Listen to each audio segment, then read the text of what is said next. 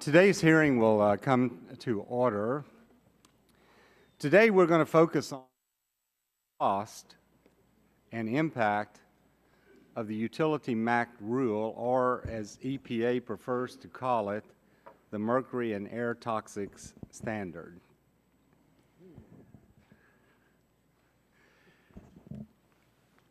When the President was a candidate for the office he now holds, he attended a meeting in San Francisco, a fundraiser. And at that fundraiser, he made the comment that we will bankrupt the coal industry in America.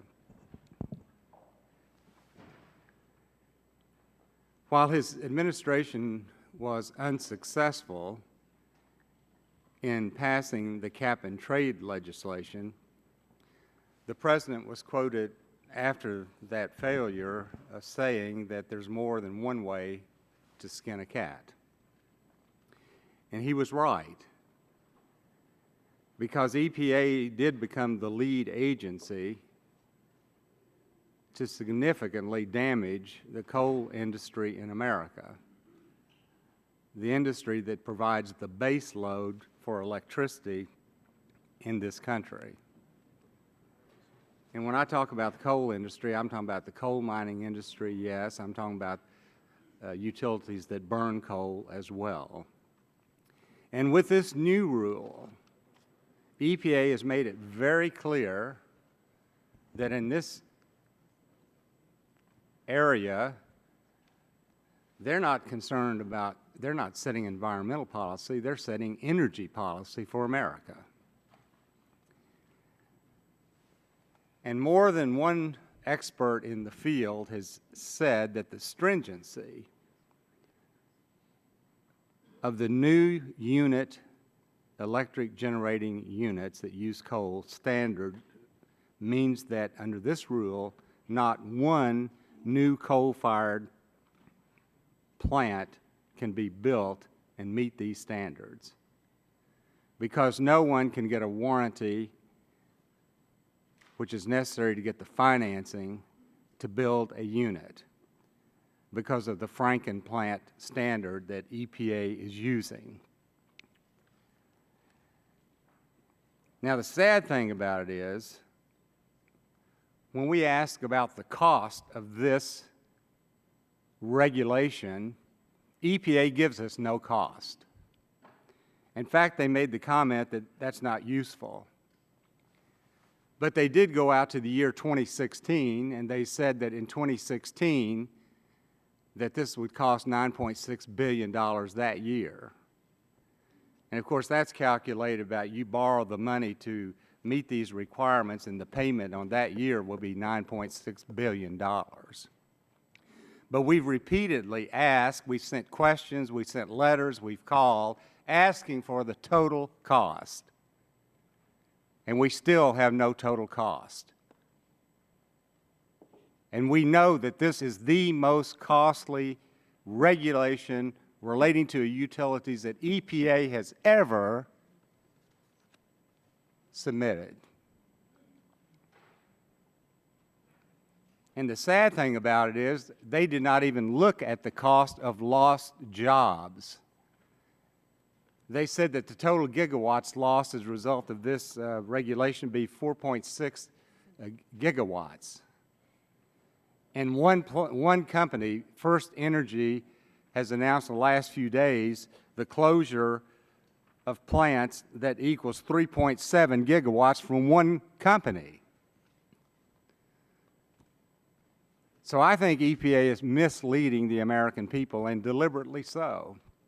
Because when they talk about this regulation, all they talk about is mercury, the importance of reducing mercury and acid gases and non-metallic components.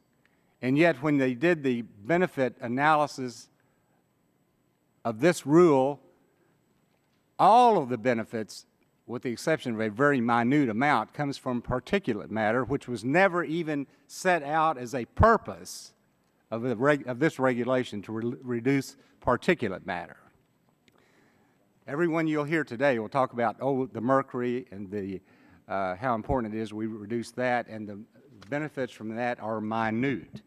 And I would just like to put on the slide real quick. The total global mercury emissions around the world are about 7,300 to 8,300 tons per year. And about 70% of that is natural. And U.S. utilities each year, out of that 8,300 tons per year worldwide, provides 29 tons of emissions of mercury. And the total benefit from this new regulation and reductions of mercury emissions in the U.S. will be about 20 tons per year out of 8,300 worldwide. So I'm quite disappointed in this regulation. It's going to have profound impact in a negative way on the American people and their ability to compete in the global marketplace. This time I'd like to recognize for an opening statement the ranking member of the full committee, Mr. Waxman of California. Thank you, Mr. Chairman. In the first 20 years after the Clean Air Act was enacted in 1970, visible air pollution decreased substantially, but we made very little progress on reducing toxic air pollution, the invisible heavy metals and other chemicals that cause cancer, brain damage, birth defects, and other devastating health problems. In the Clean Air Act amendments of 1990, adopted by an overwhelming bipartisan majority on this committee, we addressed this issue. The new law directed EPA to set standards requiring industrial sources to use available pollution control technology to reduce their emissions of mercury, arsenic, and other toxic air pollution. Since 1990, EPA has adopted standards for almost every major industrial source of toxic air pollution. Every source, that is, except power plants, which emit more mercury than any other source. Owners of the dirtiest power plants have used political and legal tactics to block standards requiring them to clean up their pollution. When forced to act, the Bush administration issued weak standards for power plants that were scientifically and legally indefensible. The courts ultimately threw them out, forcing EPA back to the drawing boards. Finally, in December, after more than 20 years of study, litigation, and delay, EPA issued strong but achievable standards to cut toxic air pollution from America's dirtiest power plants. These new standards will cut emissions of toxic mercury by 90%. This is a major step forward. Exposure to mercury can damage the nervous system of infants and children, which can impair their ability to think and learn. We should be cheering this good news, but instead we're holding this hearing to criticize EPA for protecting the health of our children. Last year, the committee and House Republicans even voted to block EPA from acting. I think this committee has its priorities exactly backwards. We should be standing up for the health of infants and children, not the powerful coal and utility industries. These new standards will have tremendous health benefits. By cutting emissions of pollution that trigger asthma attacks and damages babies' brains, we could see up to $90 billion in health benefits every year. $90 billion in health benefits every year. These benefits far outweigh the costs of implementing these long overdue achievable pollution controls. Now, we'll hear from members today that these health benefits aren't real. But as you evaluate these claims, remember that some of the members who voted to deny that climate change is real will be making these claims. We need to be guided by science. EPA's findings are supported by reams of peer-reviewed science on the health impacts of mercury and fine particles, including work by the independent EPA Science Advisory Board and the National Academy of Sciences. I'm concerned about what's happening in this committee. Science denial should have no place in Congress. It's reckless and it's dangerous. If members have questions about our scientific understanding of air pollution and its health effects, bring in the researchers, bring in the experts, and examine the peer-reviewed scientific literature. The last 40 years prove we can have both economic growth and a cleaner environment. We do not have to choose between jobs and toxic mercury pollution that endangers our children's brains. In fact, requiring power plants to invest capital and install modern pollution controls will create jobs. Fabricators and factory workers build the pollution controls, construction workers install them on the site, and skilled employees operate them. EPA says its rule will create 46,000 short-term construction jobs and 8,000 long-term utility jobs.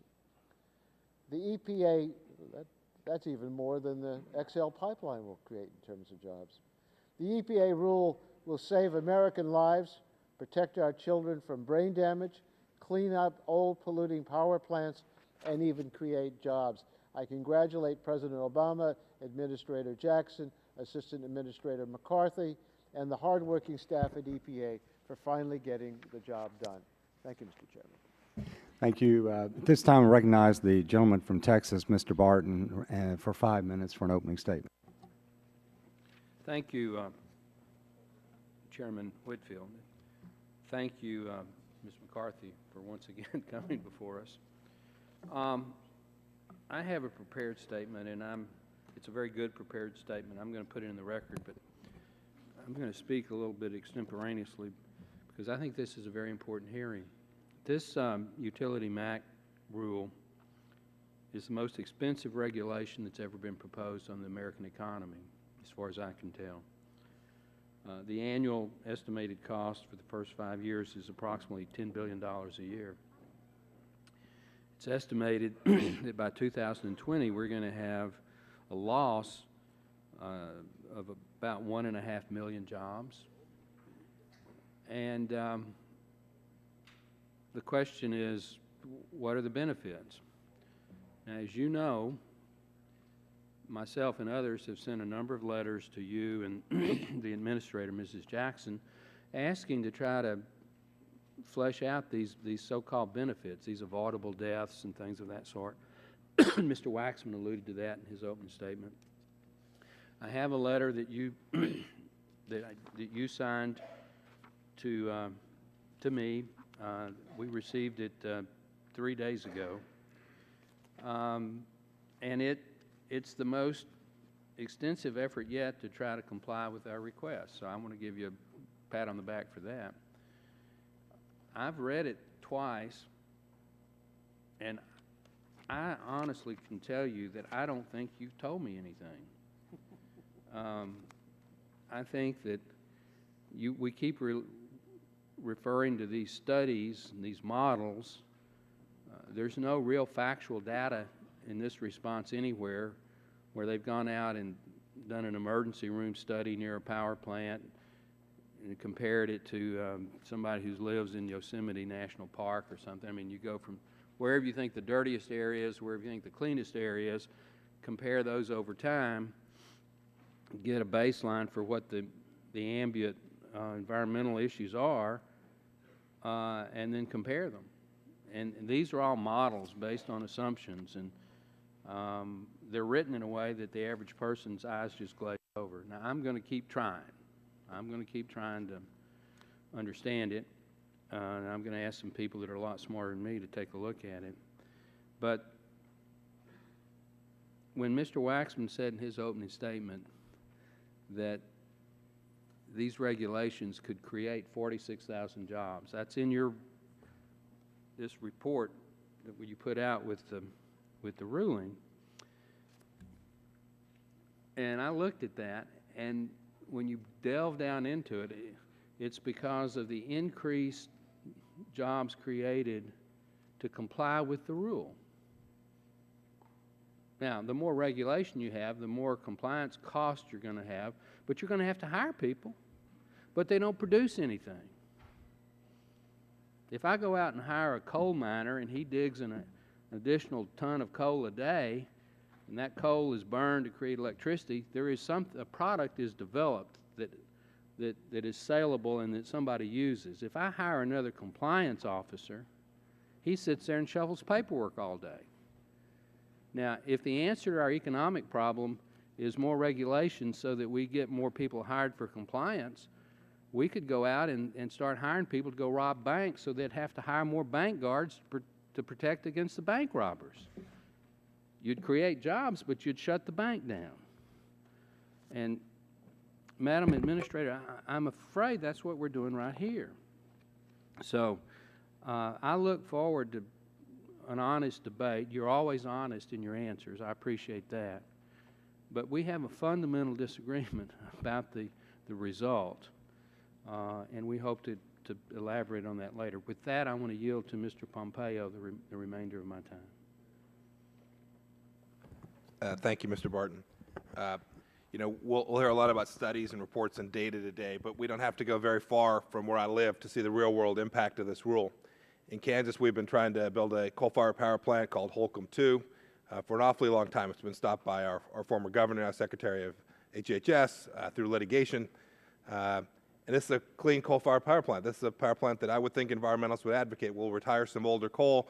This is a good step forward, and yet under the existing Utility MACT, I'm anxious to talk to Secretary McCarthy today about how we're going to build that plant. I don't think it's possible. The company certainly doesn't. It hasn't been able to move forward with this for many, many years now. So I'm anxious to learn how under this new set of rules we can begin to continue to build coal-fired power plants in America. I think the Utility MACT rule is designed to create costs which prohibit that and isn't about good environmental policy, but instead is about energy policy, trying to drive coal out as a affordable source for manufacturers and consumers all across the country. With that, I yield back to Mr. Barton. Gentleman's time has expired. At this time, recognize the gentleman from Illinois, Mr. Rush, for 5 minutes for his opening statement.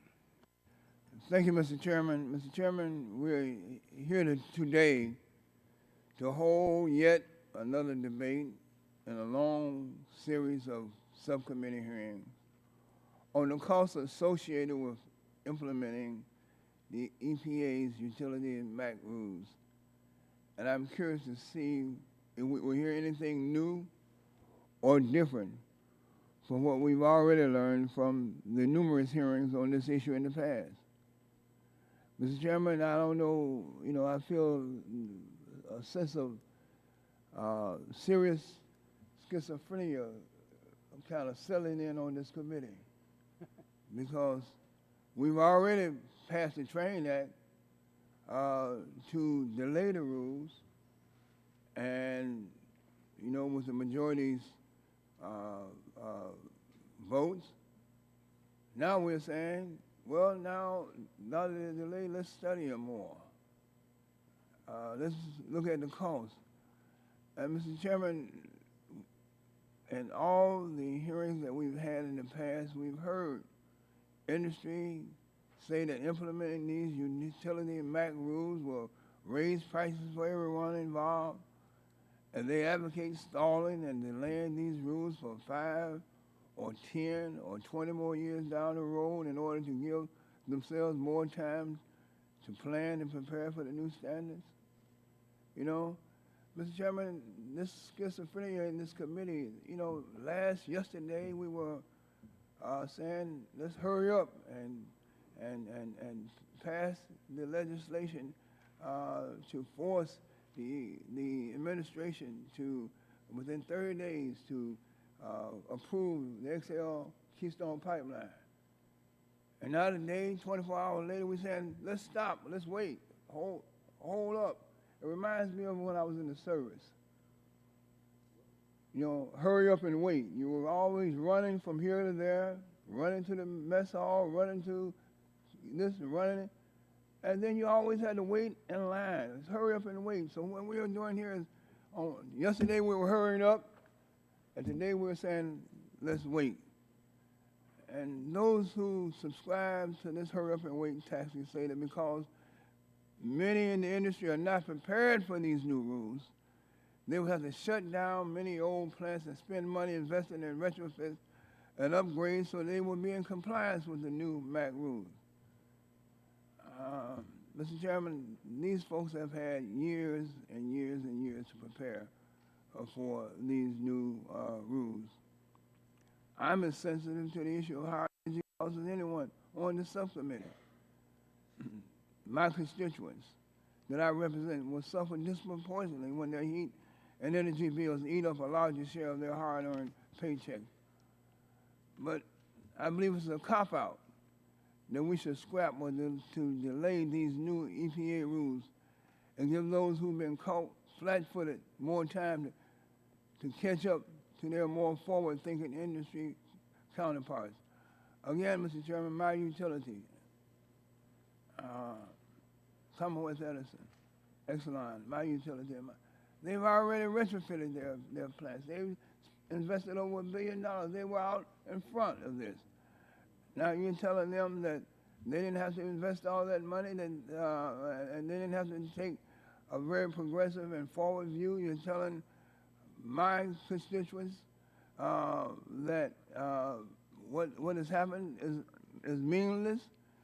Mr. Chairman, I think that these companies who did not take see the writing on the wall, did not take this Congress seriously, did not take the work of this committee seriously, and decided that at the end of the day, they were going to kind of try to manipulate the American people and manipulate this committee so that they have even more time, 10, 20 years, to do something that's common sense and that is in the interest of the American people. I think that, Mr. Chairman, it's time for us now to try to deal. First of all, we've got to admit that we are a schizophrenic committee or subcommittee. And once we admit that we got a problem, then we can get some help to try, an intervention to try to solve the problem. So let's, Mr. Chairman, I think this is a useless subcommittee, and I'm glad that the administrator is here, but frankly, Ms. McCarthy, I think you have much more important work to do than to sit here and entertain us with the same old question, the same old rigmarole, the same old game, game. You got the American people need you to be over doing your real work and not here entertaining us. Thank you. I yield back the balance of my time. Thank you, Mr. Rush. Is there a psychiatrist in attendance this morning in the audience somewhere?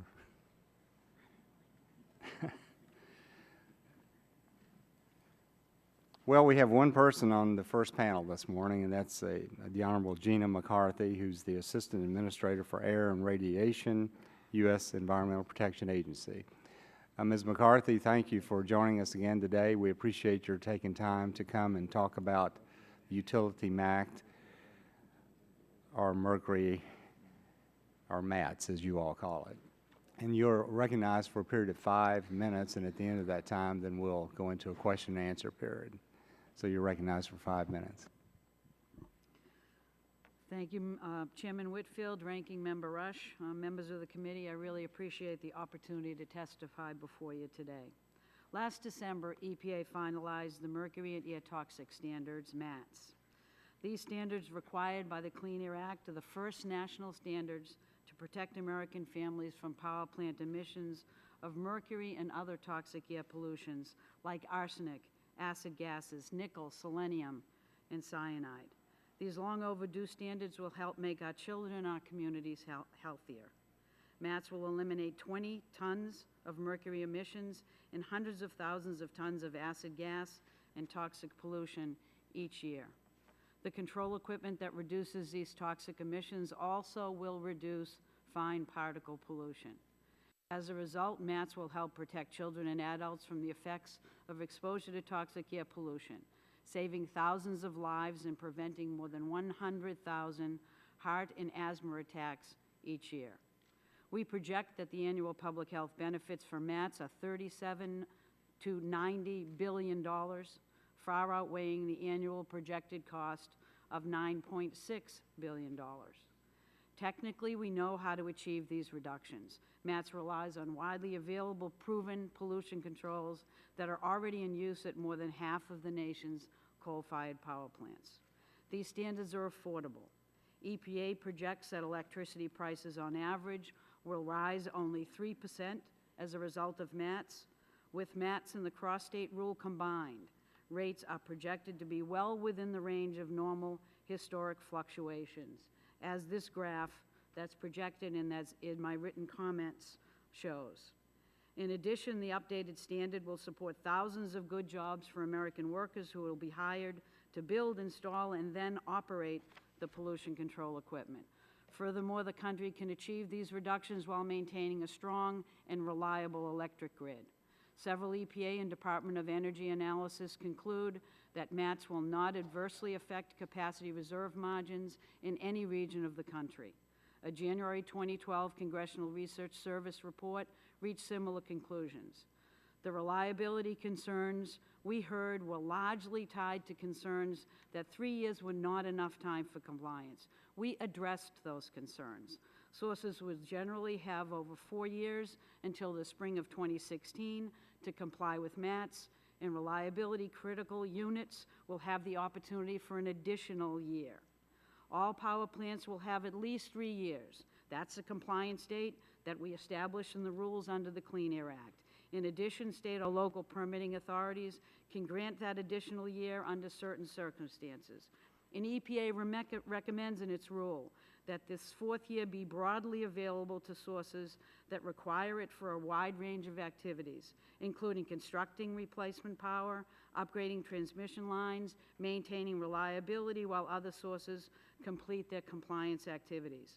My staff and I have already begun, and we will continue to reach out to states to help develop clear, state-forward processes for requesting and granting these extensions.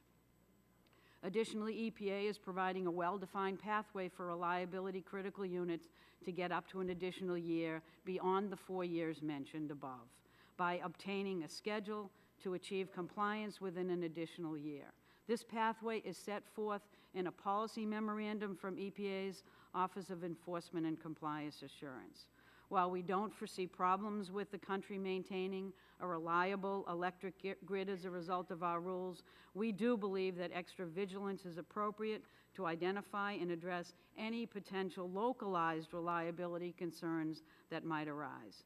My staff and I have been and will continue to work with organizations that have the responsibility for maintaining the nation's electricity reliability, including the Department of Energy, the Federal Energy Resource Commission, the National Association of Regulatory Utility Commissioners, and the regional transmission organizations.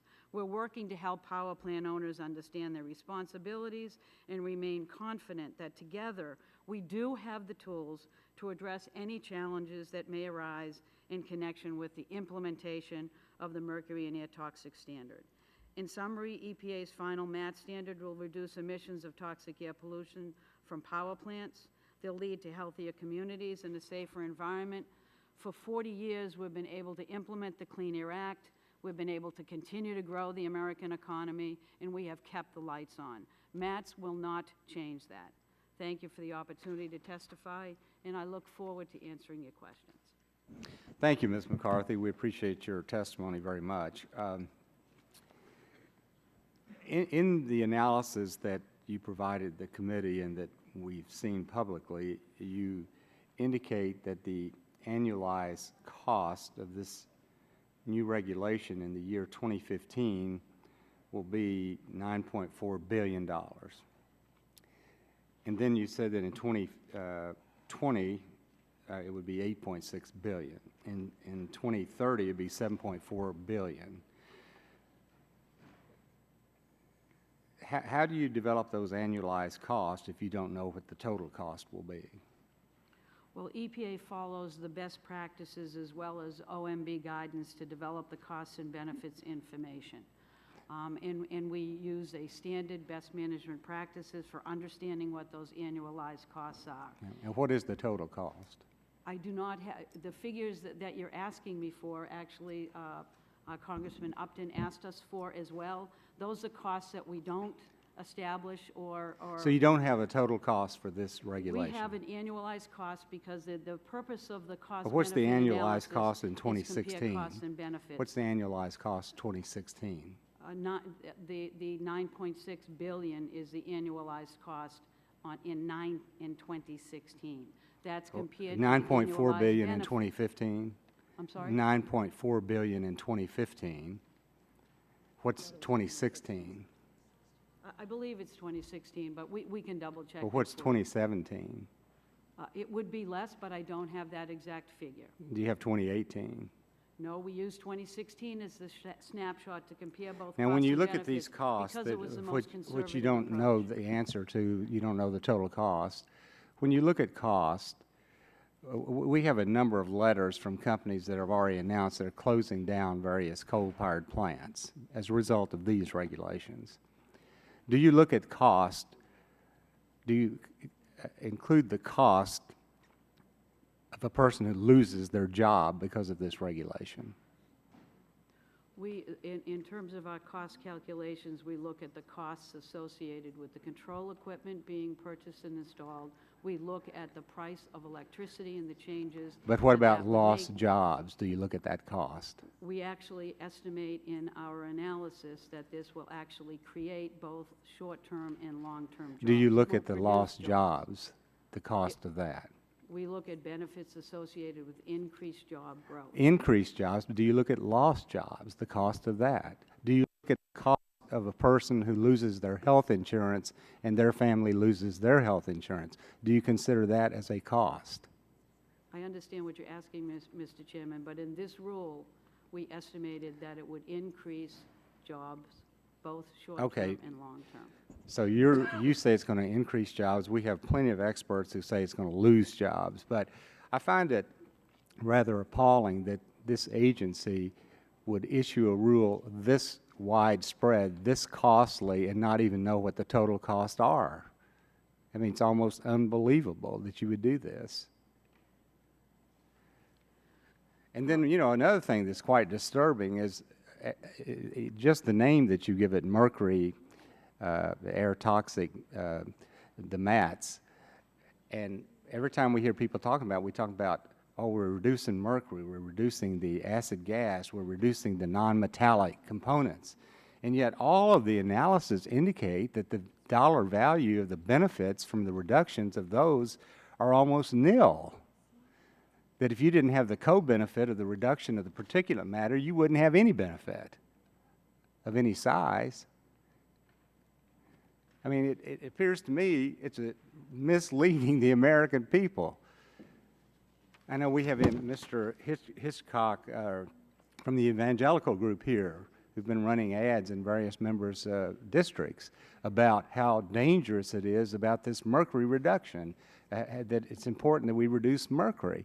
And yet there's no calculated benefit, or very minute, because this rule does not reduce mercury to any calculated benefit. So it's a total misleading of the American people. The only benefit is reduction in particulate matter. Mr. So Chairman, would you that's like me very to respond disappointing that? to me. And at this time, I would like to recognize the gentleman from Massachusetts, Mr. Markey, for 5 minutes.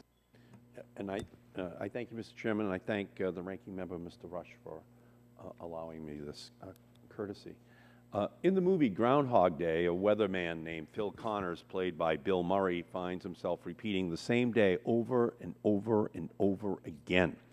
And here we are in the same committee room for this committee's 10th hearing relating to EPA's regulations to remove toxic chemicals from power plants and other industrial sources. For the 5th time, Gina McCarthy has come to defend her agency against the specious claims that President Obama just doesn't want Americans to have jobs. And on the House floor, Republicans have already voted to weaken, delay, or repeal these regulations at least 40 times so far. It's Groundhog Day here in the House with the same hearings, the same bills, the same votes over and over again.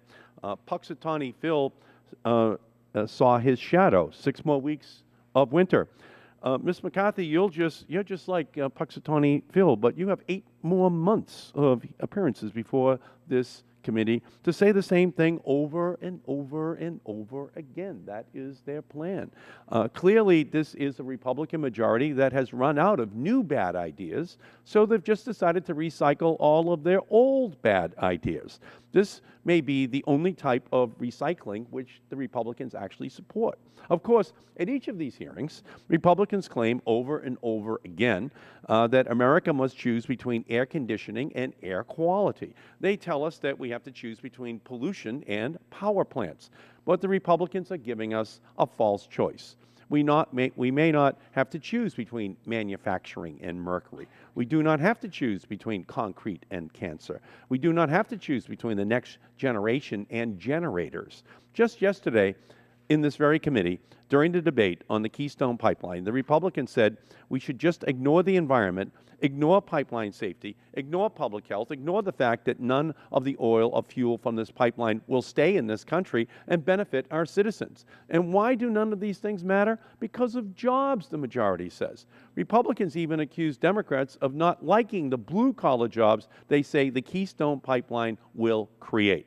According to the EPA, the regulations that are subject to today's hearings will create 46,000 short-term construction jobs. That is nearly 8 times the 6,000 temporary jobs that the State Department estimated for construction of the Keystone XL pipeline. An independent report from the Economic Policy Institute estimated that this rule could create between 28,000 and 158,000 jobs by 2015. That could be as many jobs as 26 Keystone pipelines would create. The Political Economy Research Institute at the University of Massachusetts found that EPA's Clean Air Act cross-state air pollution rule and the mercury rule would together create nearly 1.5 million jobs over 5 years. That's 250 Keystone pipelines. Ms. McCarthy, the Clean Air Act is one of the reasons for tremendous growth in the U.S. environmental technologies industry and has been estimated to support 1.6 million jobs over the past 40 years. Is that your understanding? Yes, it is. So assuming Keystone is able to create the 6,000 jobs State Department generously estimates it would, we would need 267 Keystone pipelines under that math to create the equivalent number of jobs as U.S. environmental technologies that have been created under the Clean Air Act. Is that correct? I will have to take your word for the math, Congressman. But assuming that, Yes. that the division is correct? Yes. And isn't it true that EPA's mercury rule will create 8,000 long-term utility jobs? That is what our estimates project, yes. Well, that, again, is more permanent jobs than the number of temporary construction jobs the State Department estimates the Keystone Pipeline will create. So while the Republicans are crying crocodile tears over the 6,000 temporary jobs that the Keystone XL pipeline will create, they make us vote over and over and over again to kill tens of thousands of jobs that are created simply by ensuring that our air is clean to breathe. This certainly would seem like a ridiculous comedy if the consequences weren't so serious. I can only wish, when I rise and shine tomorrow morning, this old movie won't be repeated yet again here in this committee, because I like Bill Murray's version much better, how that movie turned out. I don't see a good ending to the way in which the Republicans want to deal with the environment and job creation in this country. I yield back the balance of my time. Thank you, Mr. Markey. At this time, I recognize the gentleman from Illinois, Mr. Shimkus, for 5 minutes. Thank you, Mr. Chairman. Before Mr. Markey leaves, we've been debating pronunciations of bitumen and bitumen. So we did additional research, Mr. Markey, and if you go on the online Oxford edition, unfortunately, we're both correct, because they'll have a pronunciation of the words, and I take the English version and you take the American. I have the old money version, you have the new money version. You're taking the British version of how to speak it, which hard. is so Southern Illinois, and I'm taking the believe. American version. You know where the Industrial Revolution began, right? It was those old dirty coal packs in England that helped fuel their power. So, and they came to America, they came to Boston, and Miss McCarthy and I, we took their language as Irish, and we said, no, let's use it correctly here. Let's put the... So I just want to put that on for record for those who followed Keystone yesterday. You said, unfortunately, yesterday. we're both correct. That would be reconciliation, which is good. Okay? It's hard I like to the believe fact that it we're could both happen right. here. We hope that we can do the same thing with the EPA and the Clean Air Act, that we both... All right, reclaiming my time. Thank you. Ms. McCarthy, thank you for coming. I do appreciate our time, and I do appreciate every time you appear, even though it seems contentious. We've discussed and talked offline. So a couple questions. We do have concerns with this annualized impact analysis. not 9.4 billion in 2015, and then we skip to 2020 and say, well, that year, that annualized cost is going to be 8.6 billion. And then we skip to 2030 and you say, then it's going to be 7.4 billion. You're testifying today that you cannot provide us with estimates for the intervening years. Is that correct? Yeah, I'm indicating that the way in which we do this is we compare an annualized cost very conservatively where the cost would be the highest with the annualized benefits. So, I mean, I think we'll have other folks on the second panel who say, well, we can. And that's the problem. We're going to say, you're going to use these annualized numbers that industry will say it's just not in the ballpark. Let me ask this question, and how long past 2030 do you envision these annualized costs occurring? Well, we don't know. We can't project right now, and I certainly can't tell you how much lower they're going to go, nor can I tell you how much more increase in benefits will accrue from this rule. And let me then follow up, because, again, with my friend Mr. Markey, you know, people from my district want me fighting for coal. And as the chairman of the recycling caucus, I take offense. We had a great bill moved out of this committee to make sure we could recycle coal ash, which is an additional cost. This is one of the multitude of attacks on coal and electricity generation, boiler MACT, mercury MACT, coal ash. I mean, that's our problem. So my folks send me here to fight for coal. My folks send me here to fight for low-cost power because jobs and incomes. Atlantic Cities did an article, what happens to small town when its coal plant shuts down? The mayor of the East Lake was quoted as saying it's a huge hit in terms of lost revenue for a town and school district. In doing your analysis, did you consider what happens to small town America when they lose their coal-fired power plant? And we are losing 3 based upon recent rules in the state of Illinois. Well, I will tell you that the rule itself didn't project a significant amount of closures that would result as a result of. But you can understand small town rural America, if that's their only facility, best wages, good benefits, good health care, what it does to the school system when that's no longer on the tax rolls, what it does to the local hospital when they no longer have a paying private sector industry.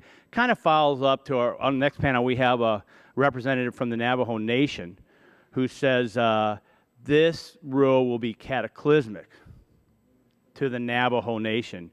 Do you consider these economic impacts in your consideration of the rule?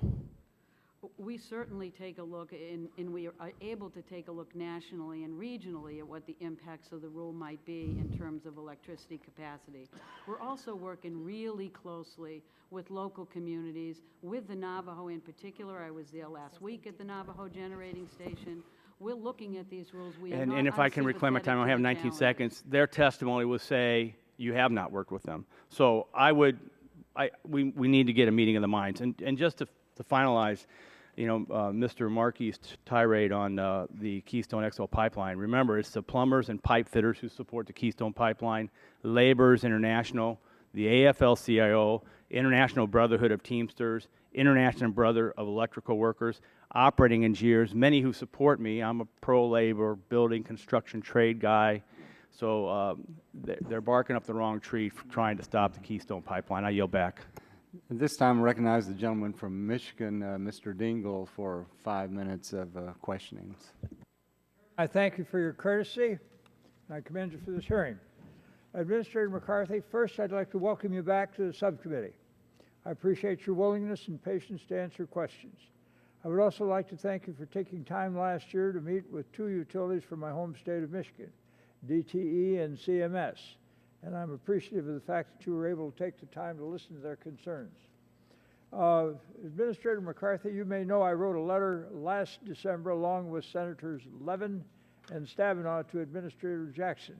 We expressed our concern for sensible measures to reduce emissions of hazardous air pollutants in order to protect human health and the environment.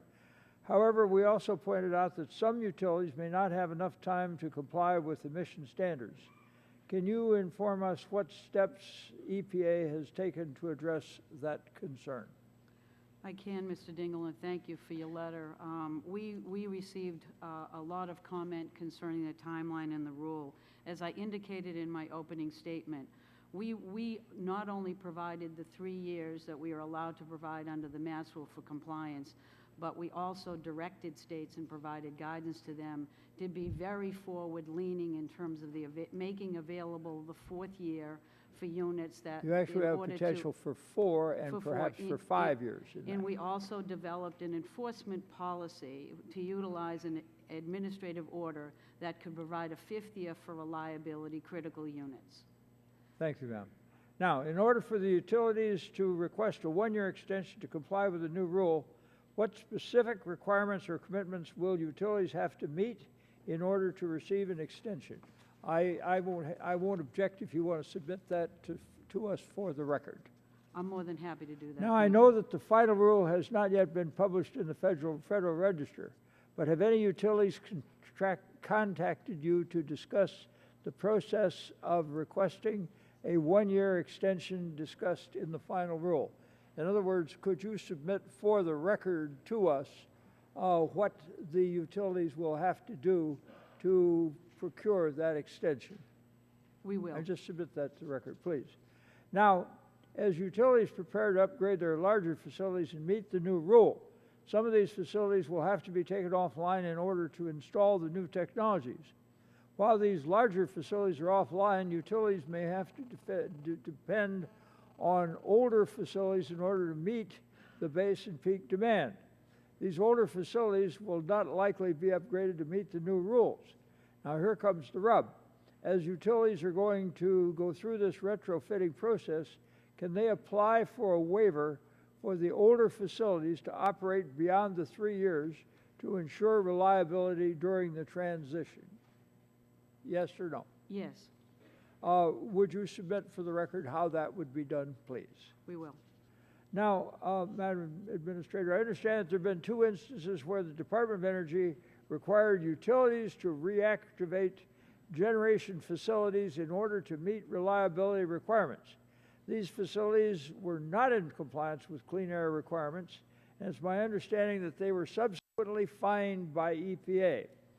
Do you believe that the new mercury and air toxic standards provide room and flexibility to ensure that reliability is not jeopardized?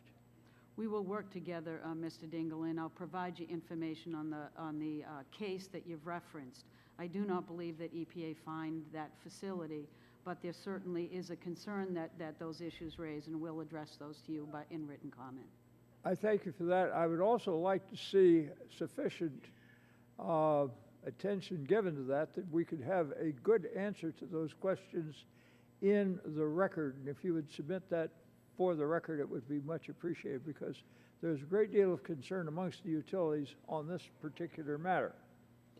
Now, Madam Administrator, should this situation occur again, that is what I have been referring to earlier, will the EPA explore ways to work with utilities so that the utilities are not fined?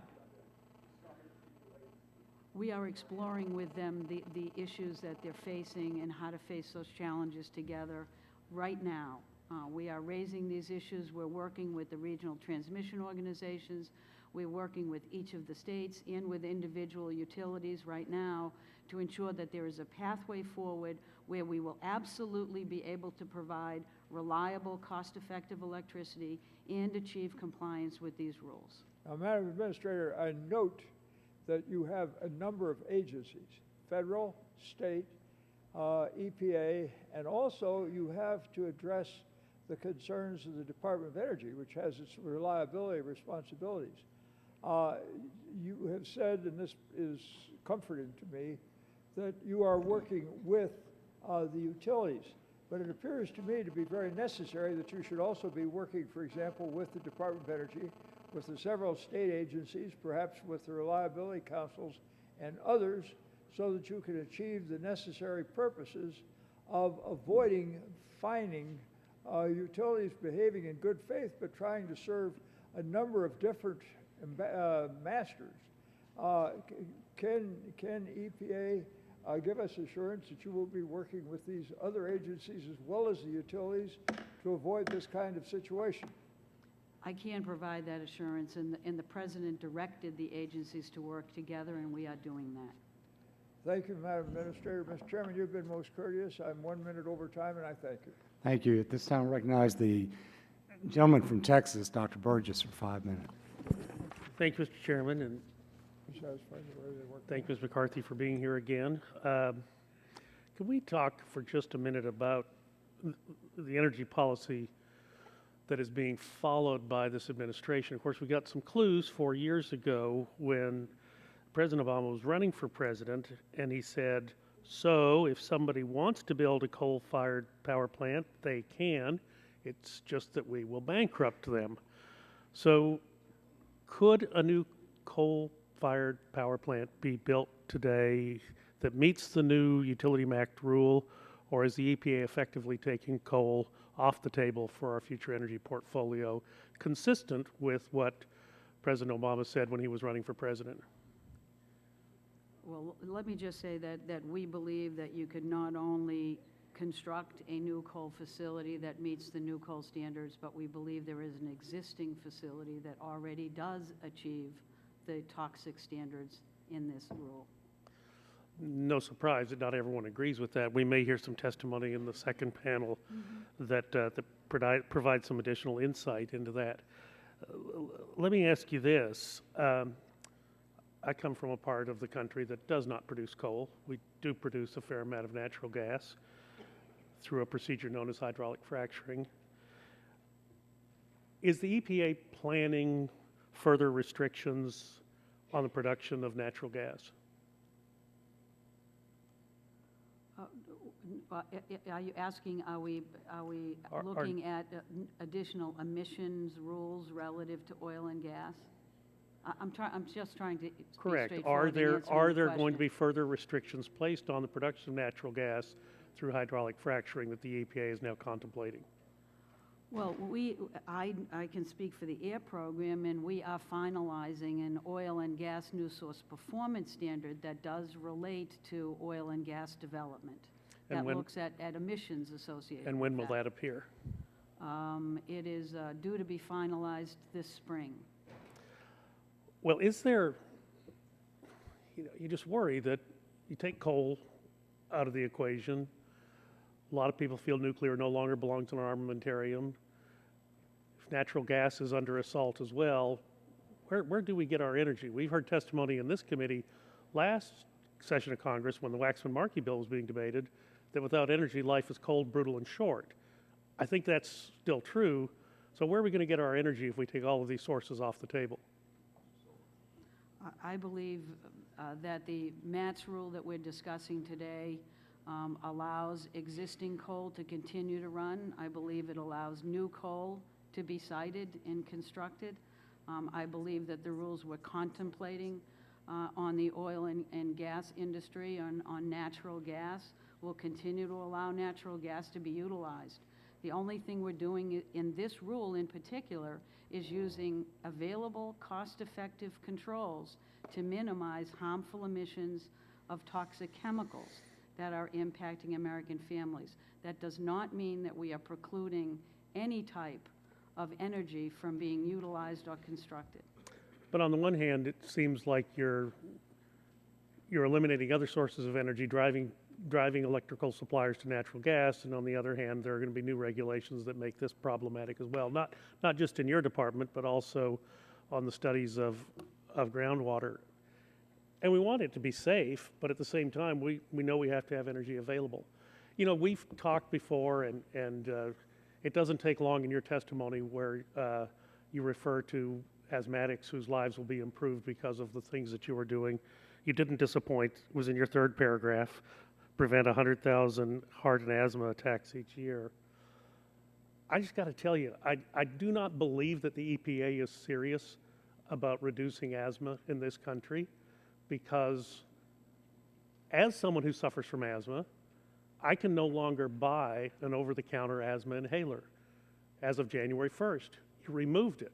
You said that the CFCs were not permitted, that there's going to be a hole in the ozone, And as a consequence, Primatene Mist, which I relied upon for years and years and years, is now gone. Many of us are inconsistent asthmatics. That is, we're not asthmatic all the time. So we may move away from our maintenance medications, but then at 2 o'clock in the morning, something happens. Mountain cedar, someone goes by on a horse and carriage, triggers our asthma, and we're in trouble. And at 2 o'clock in the morning, used to be you could go down to the all-night pharmacy and buy a Primatene inhaler. You can't do that anymore. The only option you have is to go to the hospital emergency room and spend $800 to $1,500 getting a breathing treatment. How is that enhancing the life of asthmatics in this country? Mr. Burgess, as you know, there have been much review of the issue of Primatene Mist, not only at EPA, but primarily at FDA, in concert with many medical associations. The decision was made that the Primatene Mist did not, was available to be phased out because of concerns with the ozone layer without impacting the treatment that is medically available and that is useful for individuals It to didn't address work. asthma. It didn't work. And as a consequence, we cannot buy the leftover Primatene in the pharmacy any longer, and we're left to find much more expensive solutions to those problems that occur. This is something that could be fixed, and people frankly do not understand why it cannot be fixed. We had Margaret Hamburg in here from the FDA at the Health Subcommittee the other day, and she said that it wasn't their problem, it was the EPA's problem. I'm asking you, fix this problem. People want it done. Gentleman's time has expired. Thank you, Mr. Chairman. Recognize the gentleman from Illinois, Mr. Rush, for 5 minutes. Well, thank you, thank you, Mr. Chairman, and I do share your concerns, and I do think the problem needs to be fixed. Asthma is a very, very there are high incidence of asthma and asthma related illnesses in my district, and so I want you to know I empathize with and I share your concern.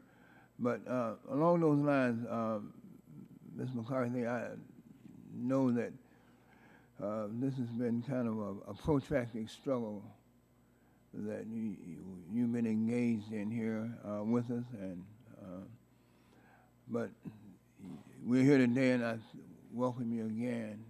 You know, I feel for you. You know, you shouldn't have to be here, but the second panel, there are witnesses on the second panel who allege that the EPA has inflated the health benefits of the air toxics rule.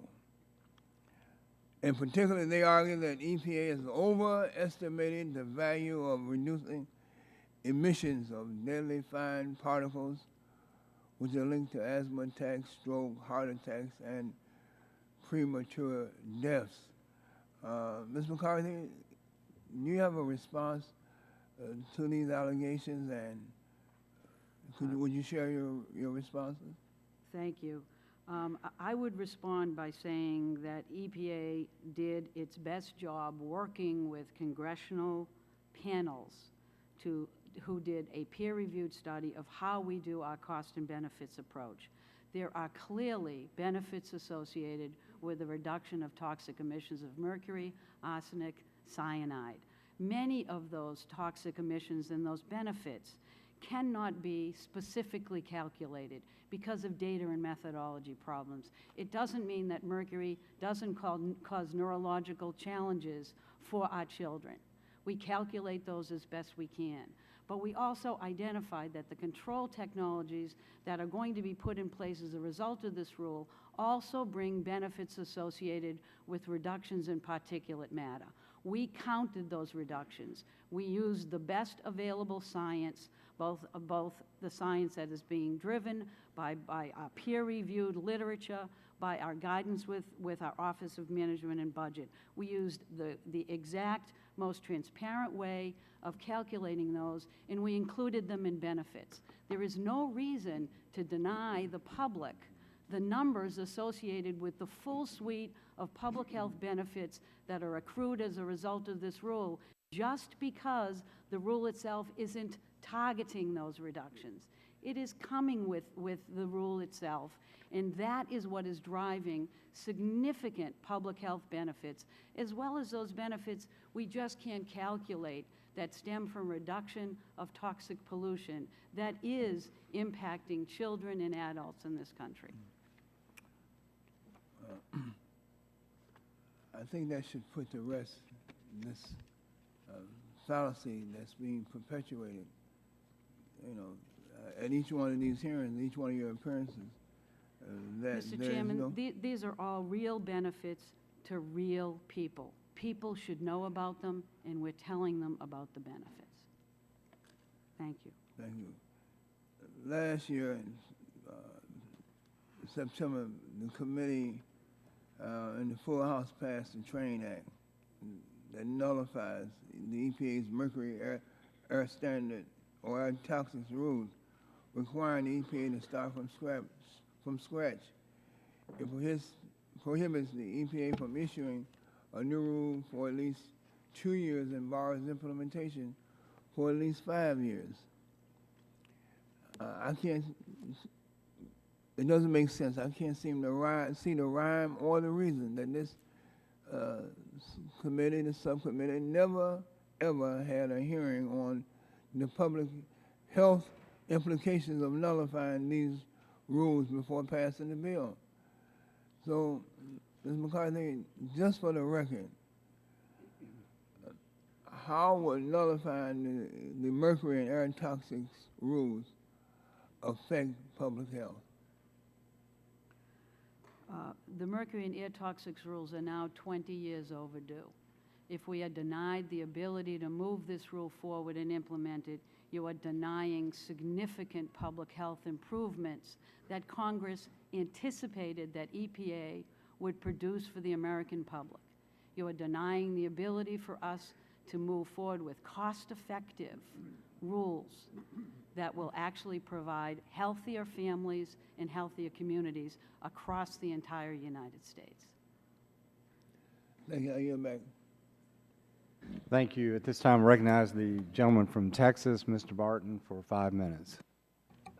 Mr. Chairman, could I defer at this point in time and let one of the other members who's been here ask questions? I do want to ask questions, but I still have some studying to do. So if you'd go to somebody else who sit here. This time, I recognize the gentleman from Texas, Mr. Olson, for 5 minutes. I thank the chairman. And good morning, Ms. McCarthy. Good morning. Thanks for coming today. And the people I represent back home in Texas 22 have a lot of questions they want me to ask you this morning. It's going to center on costs for the utility MACT bill and grid reliability. And just starting out, you know, everyone in this room is entitled to their own opinion, but no one is entitled to their own facts. And that's what we're hearing today, ma'am, is the facts. My home state is still experiencing severe drought conditions. We just went through the hottest August in record. In my district, in the Houston district, we were over 100 degrees for the entire month of August. While most people up here don't think that's unique, that is. We'll go over 100 maybe 10 times a year normally.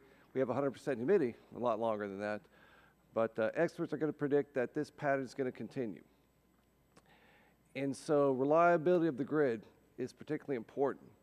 And ERCOT, the entity that regulates our grid in Texas, expects capacity shortages. And if we're going to have rolling blackouts in the soaring heat, young and elderly lives are going to be in danger. The very people that this supposed rule is going to protect. These aren't projected lives saved, but real lives lost. And the people in Texas 22, I've got to be honest with you, ma'am, are skeptical about the administration's motive. They remember then Candidate Obama's statements to a San Francisco editorial board that under his policies, energy prices will, quote, necessarily skyrocket, end quote, basically making the cost of fossil fuels too expensive and making the other fuels, the alternative fuels, economically viable. I share their concerns.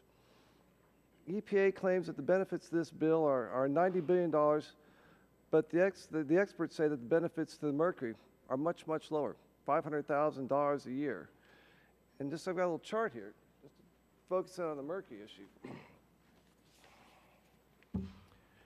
As you can see on this chart, blood levels are significantly below exposure levels. I mean, look at this. This is the World Health Organization up here, and they're at 20 micrograms per liter. The European Food Safety Authority down here, the U.S. Environmental Protection Agency down here. Obviously, we've got the lowest mercury standards in the entire world. And we were above the limits in blood mercury levels in women ages 16 to 49, 95th percentile, from 1999 to 2000. President Bush takes office, we go below for the first time, 4.6 milligrams per liter. 4.4, 2003, 2004. 4.5, 2005 to 2006. 3.8, 2007 to 2008. So this chart shows that EPA, we're below EPA's own standards right here. And yet you're calling this thing the Mercury and Air Toxin Standards Rule. It can't be mercury, looking at this chart. So the question I have for you, and this is what my people back home want me to ask, are these numbers being used, the mercury being used to get at to the minuscule mercury exposure to actually get reductions of particulate matter? Yes or no? Again, are you using mercury to get another target, particulate matter? This standard is about reducing toxic pollution. It has the co-benefit of reducing particulate matter. Co-benefit. Ma'am, you're below the levels right now. And again, people are skeptical. We are over 95%. This is from, again, we get you all the information. I'm sorry, I don't know what, are those numbers reflective of what? The blood level mercuries? We blood don't level regulate mercury, yes blood ma'am. level mercury. The y-axis going up is the blood level mercury. That's micrograms per liter. And then the number here on is just what's decreased, what's happened over the number of years. As you can see, this is the World Health Organization, European Food Safety Authority, U.S. Environmental Protection Agency, your agency. We were above EPA only, 1999 to 2000. And then since that point forward, from 2001 to 2008, we've had significant decreases. We've been below EPA's own levels. So I'm very skeptical about this thing being called some sort of mercury bill and not being used to get again to act to the particulate matter. But I've got to move on, ma'am. There's a lot more questions from my people. Thank you. The other thing, I've gotten questions from our chairman here. He talked about jobs gained and jobs lost. You kept just talking about the jobs gained, jobs gained, jobs gained. That's only half the equation. I mean, we need to know about how many jobs are lost as well, because it's the net that's important, not just the only jobs gained, but the net of jobs gained versus jobs lost. And I've got a bill, H.R. 1341, the Establishing Public Accountability Act, that's going to require EPA to do a study of the job impact overall. Jobs lost, jobs gained, jobs sent overseas, and to do it before the public comment period so the public has the ability to determine whether or not they'll get some review of that information. Would you support that bill? Our job numbers are net, so I would be happy to have any additional information and participate. Okay, thank you, because I understood you just kept talking about jobs gained, so I just thank you very much. Appreciate that. Thank you, Mr. Olson. At this time, I recognize the gentlelady from Florida, Ms. Castor, for 5 minutes. Thank you, Mr. Chairman. And good morning, Administrator McCarthy. Good morning. And really to everyone that values clean air across America, I want to thank you for your perseverance, because after all, it's been 20 years, 21 years since the passage of the Clean Air Act amendments, and we finally have a proposed air toxic standard that will regulate mercury and other toxic air pollutants that is based on the best science and technology. These substances are some of the most toxic, carcinogenic, and dangerous pollutants. Mercury is known to cause devastating damage to the brain. Mercury is of particular concern to women of childbearing age, infants and children, because mercury exposure damages the nervous system, which can impair children's ability to think and learn. I guess it's no surprise that a lot of public health groups see this as a great victory, like the American Lung Association, the American Academy of Pediatrics. But I think people across the country would also be interested in knowing that religious organizations, sportsmen's organizations like hunters and anglers also support the rule, but they may be particularly surprised to understand how many utilities support this rule. 36 energy businesses and business associations, including Calpine, Constellation Energy, Entergy, Exelon, NRG Systems, Pacific Gas and Electric, and Public Service Enterprise Group have expressed their support. And in fact, in my home state of Florida, a number of utilities that operate coal-fired power plants have expressed their commitment to coming into compliance. I think that's very telling. See, many of those utilities over the years have invested in the technology. They've continued to make good profits, but part of that has been being responsible businesses. They have invested in technology to reduce their emissions. The technology is in widespread use all across the country, but the dirtiest power plants have put off installing pollution controls for decades. So hopefully this is going to spur everyone to come up to the best science, use the best technology. It will create jobs. But, Madam Administrator, I understand that there will be some that are going to be affected. They've kind of stared in the face of the evolution in technology and haven't gone down that road, and now they're going to have to. But explain that compliance period. How long will businesses, utilities have to come into compliance? We are generally talking about the ability for companies to have a 3 to 4 year window, which brings us to the spring of 2016. Units that are necessary for reliability purposes will have a defined pathway that they can come to the agency and get a 5th year added onto that, which brings us to 2017. And we do not even anticipate that most will need a 4-year window, never mind a 5th year. But we are fully prepared to address those issues to ensure that we meet the President's clear directive that we keep the lights on while we address issues that are so critical to the health of American families related to toxic air pollution. So, I mean, 3 to 4 to 5 years. Some, I bet, have argued that that's too lenient. What is that compliance time frame of 3 to 4 to 5 years based upon? What study went into that time period? Well, it is a statutory requirement that we look at what kinds of technologies are in the marketplace that are cost-effective and available, and then we give sufficient time under the statute to be able to allow those to be constructed. We have looked at in detail with the Department of Energy, and others have looked at this as to whether it's sufficient time. We know the types of control technologies that will be required. We understand the time it takes to construct those, to engineer them, to put them in place, and we believe that the timeline that is being provided with this rule and with the other pathways available to us will be more than sufficient to address the challenges associated with compliance and keeping the lights on. Thank you very much. I yield back. Thank you. At this time, I recognize the gentleman from West Virginia, Mr. McKinley, for 5 minutes. Thank you, Mr. Chairman. Unfortunately, my colleague from Massachusetts left, and he made an interesting analogy about Groundhog Day, but unfortunately, he missed the point. Groundhog Day, by repeating the message, the actor of the story got the message finally, and he became a better person. And that's what we're trying to do here. We're going to repeat it and repeat it and repeat it until America understands that what effect these rules are going to have, because what we've said to you and your predecessors and others is that just because you can doesn't mean you should. It's a business lesson. And for those of us that have come from the business community, we understand just because you can doesn't mean you should, and then because there are consequences of what you do.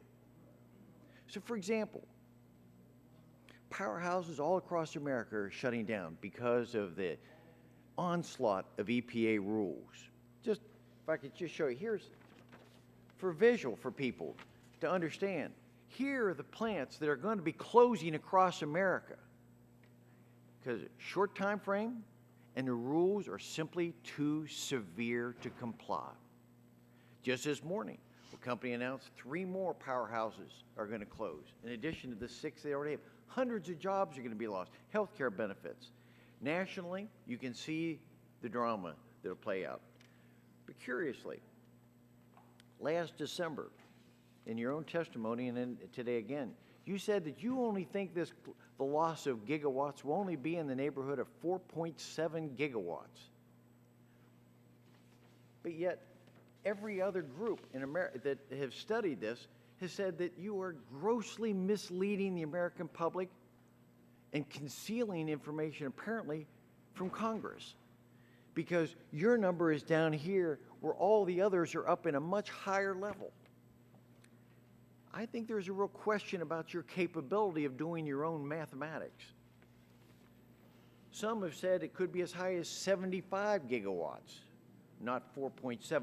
Just in the last 48 hours, we've had one power company reduce 3.6 gigawatts.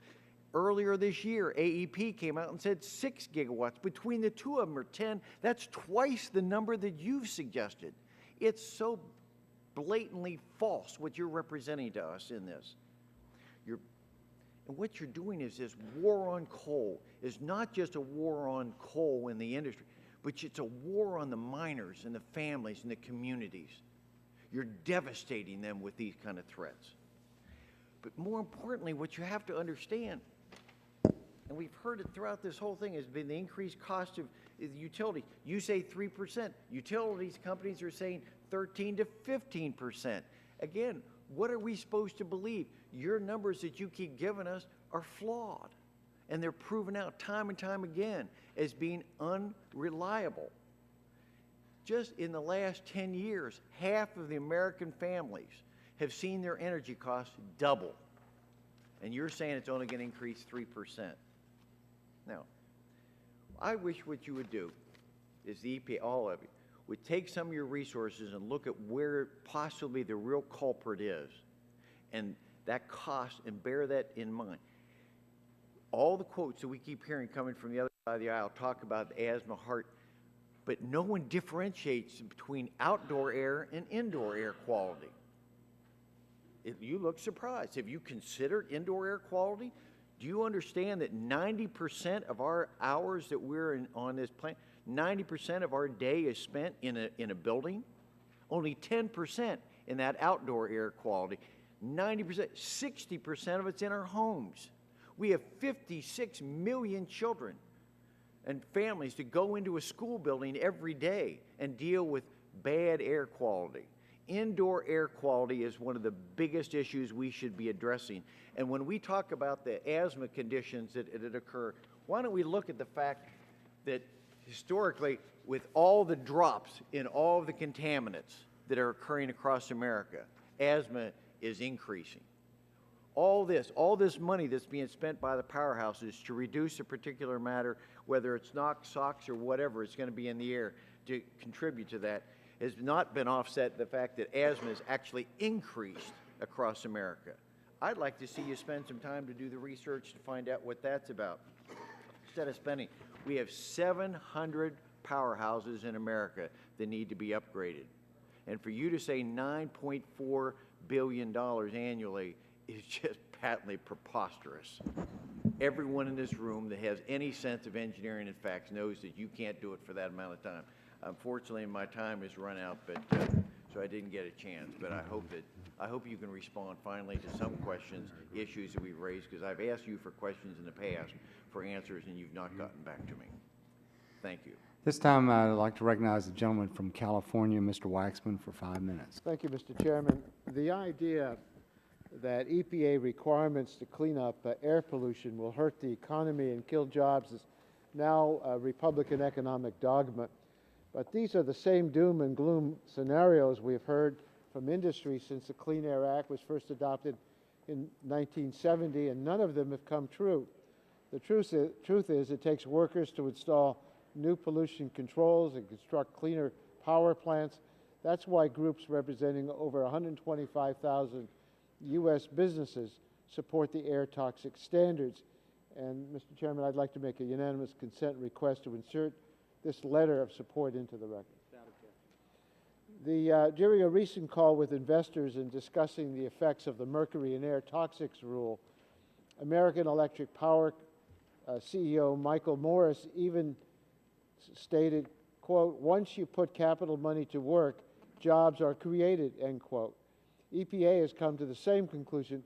The agency estimates that compliance with the new air toxic standards will be a net job creator, not a job killer.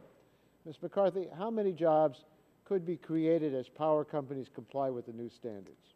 We estimate that as many as 46,000 jobs will be created on a temporary basis to assist with the construction and installation, and 8,000 permanent jobs will be created.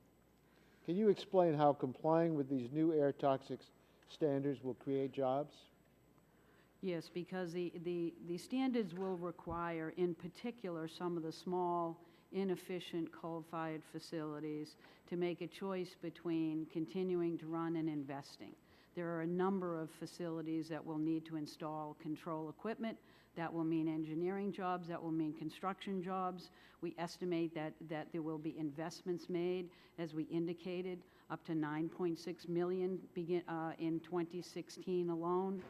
That means that we'll have construction jobs, and in the long term, we'll have permanent jobs at those facilities to manage that control equipment, and it, of course, will allow us significant health benefits that will really be of benefit to American families in terms of lower health care costs and improved health of particularly our children.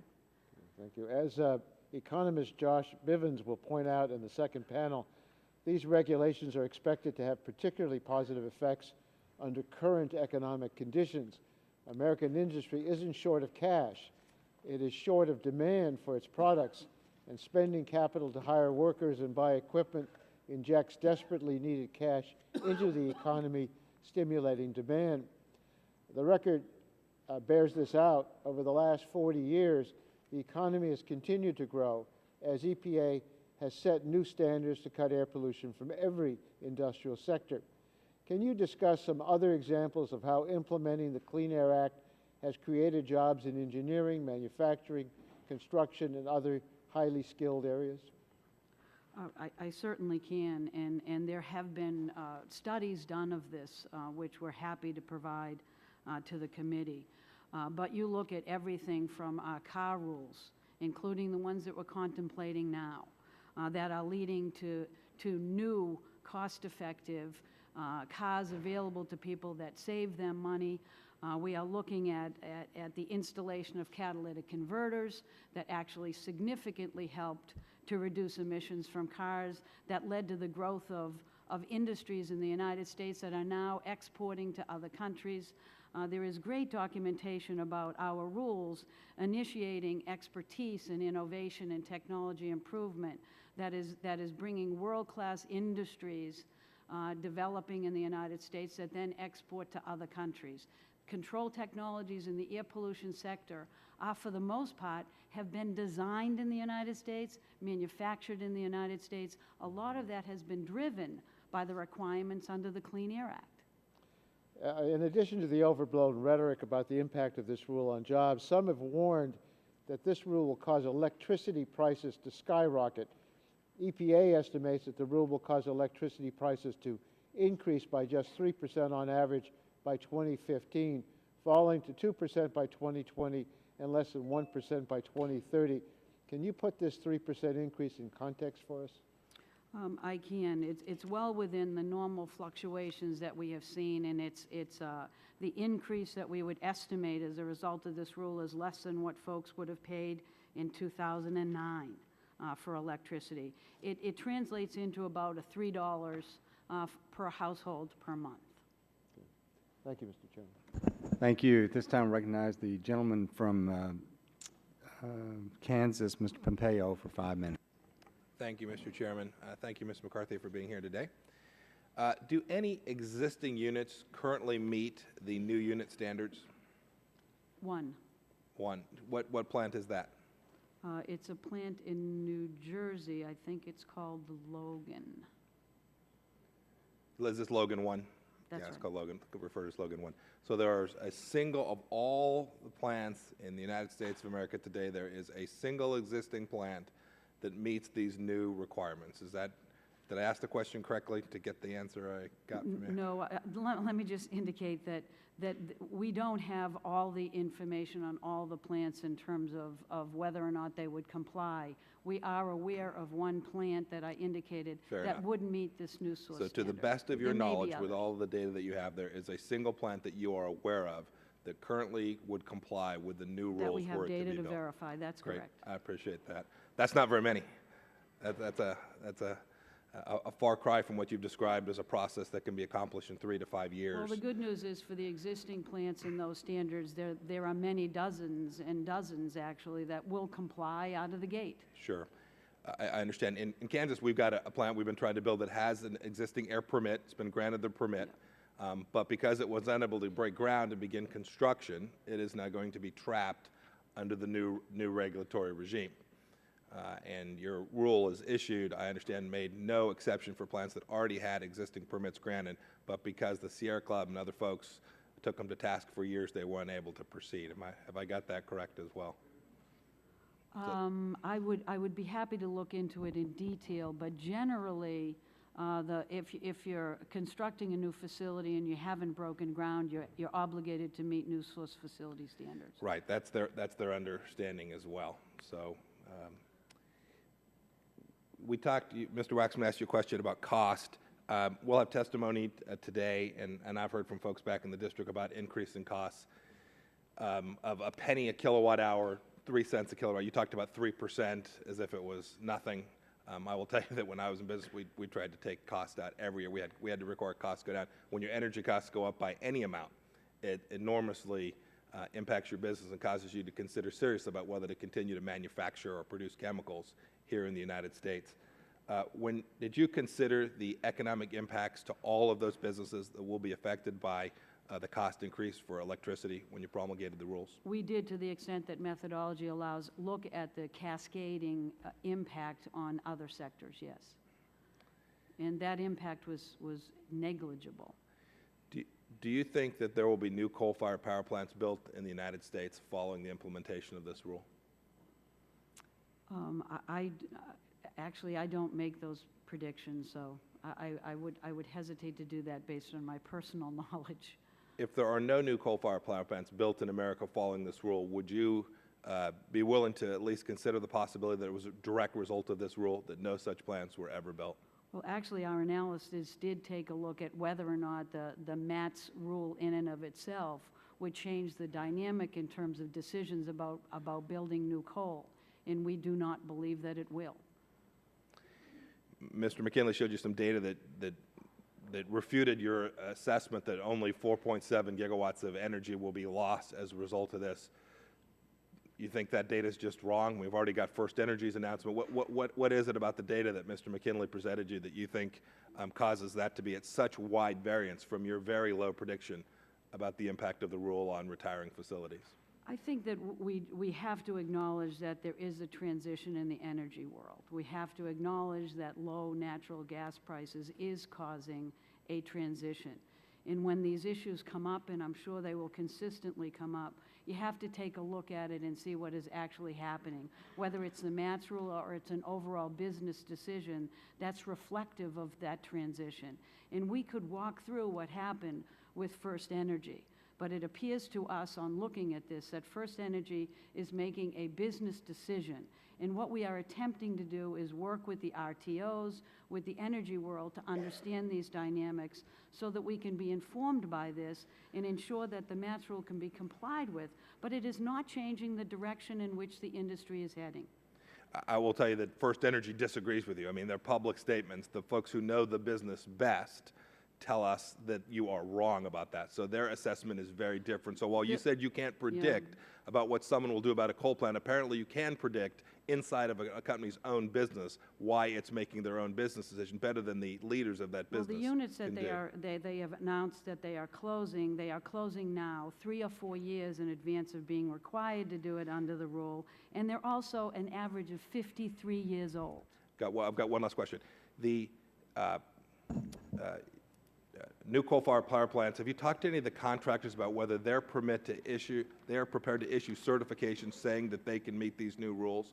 That's what a company needs. If they're going to build a plant, they've got to get financing. They need the contractors to confirm that, in fact, when it's built, it'll be in compliance. Have you talked to any of the contractors who have assured you that they can provide that guarantee? I have not, but clearly we expect that there will be concerns raised about many aspects of these rules, and we'll take a look at it if people submit data and have concerns. Thank you. Thank you, Mr. Chairman.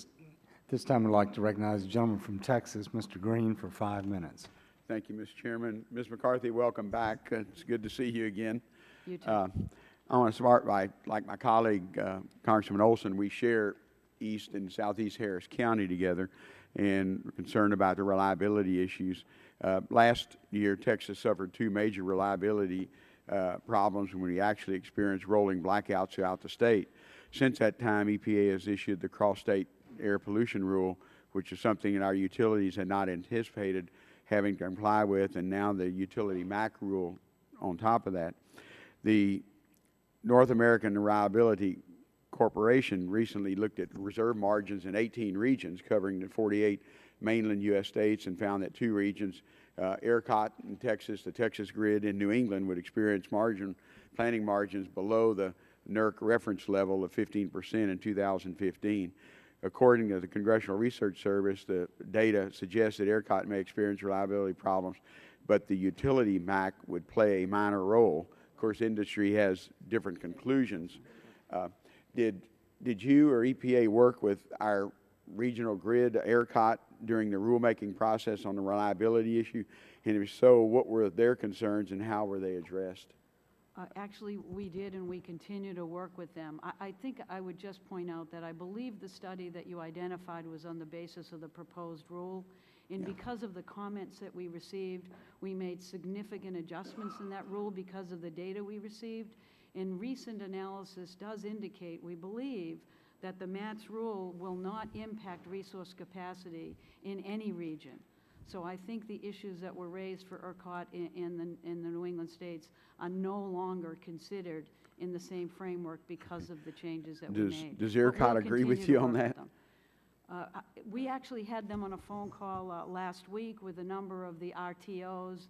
We're working hand with them. I do not know exactly what their comments might be on the final rule, but if they have concerns, we're certainly open and we'll be working with them. Okay. One of my concerns is that if we, because of the coal plants in Central Texas and East Texas, if those are required to shut down, I know some companies who are bringing natural gas facilities out of mothball, but they're going through the permitting process.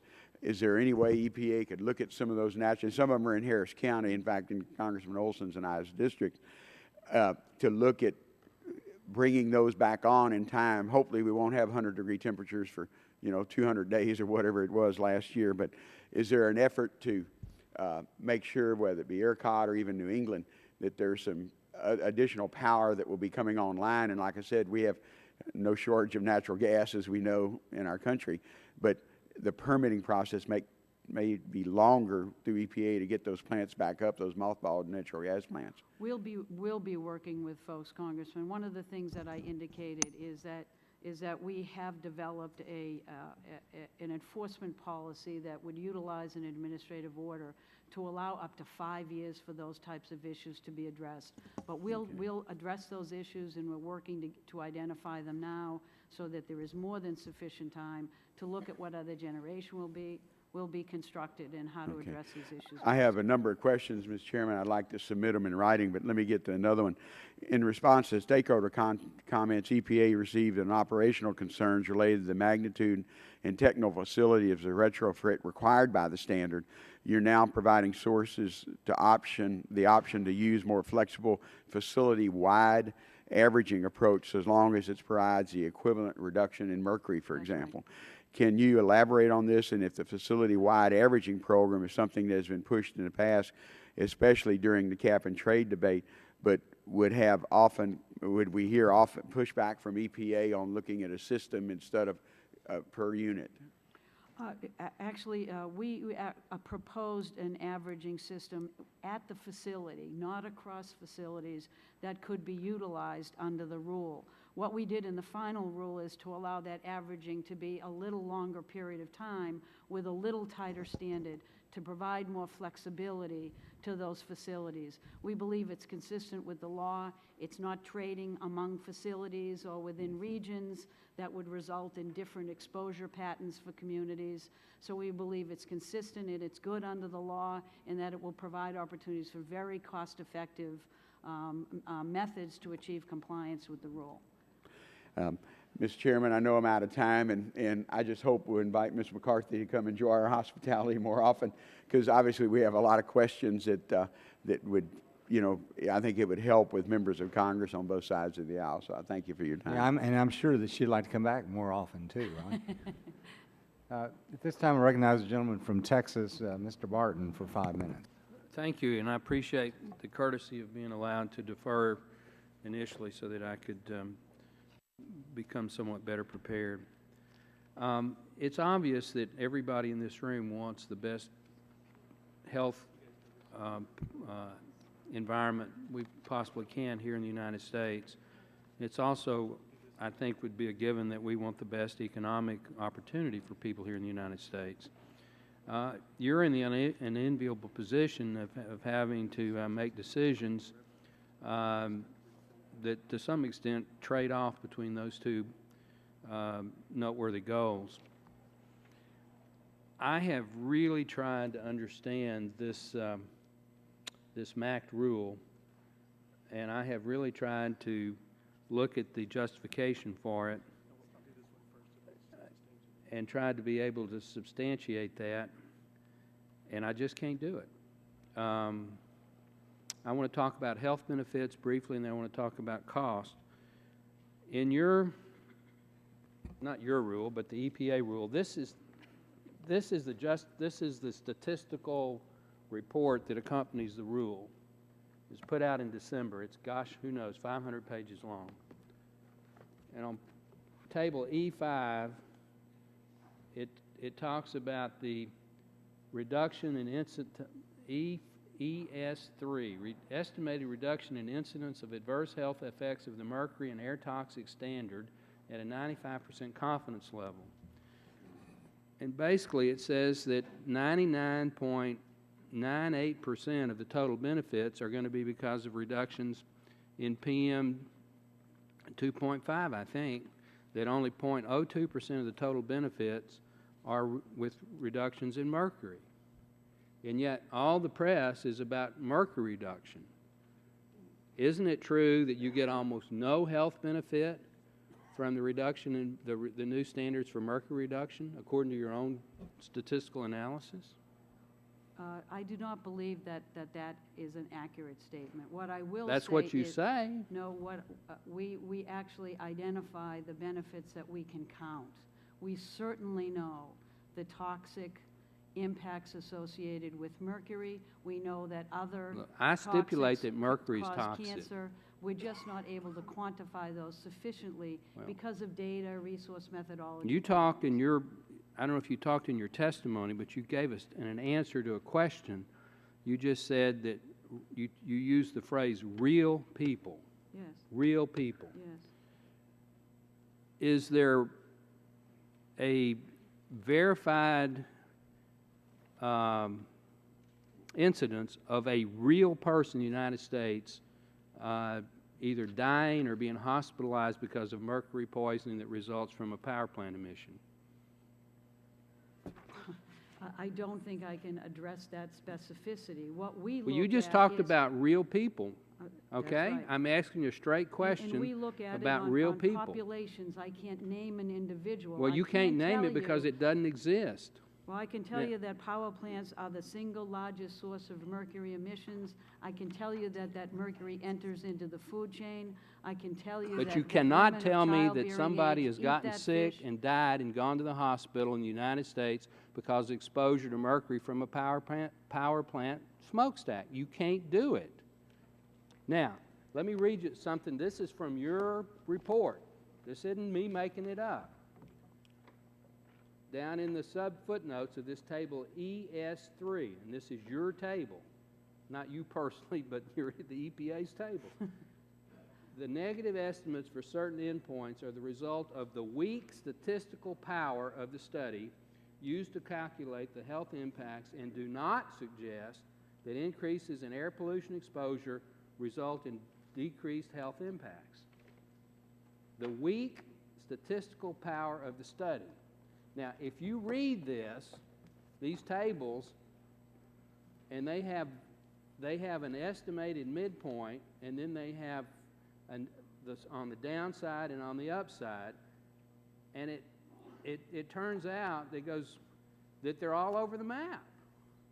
But the most negative impact, when you go through all of these non-fatal heart attacks, hospital admissions, respiratory admissions, cardiovascular, emergency room, acute bronchitis, lower respiratory, upper respiratory, asthma, exacerbation, it turns out that most of the impact is minor restricted activity days.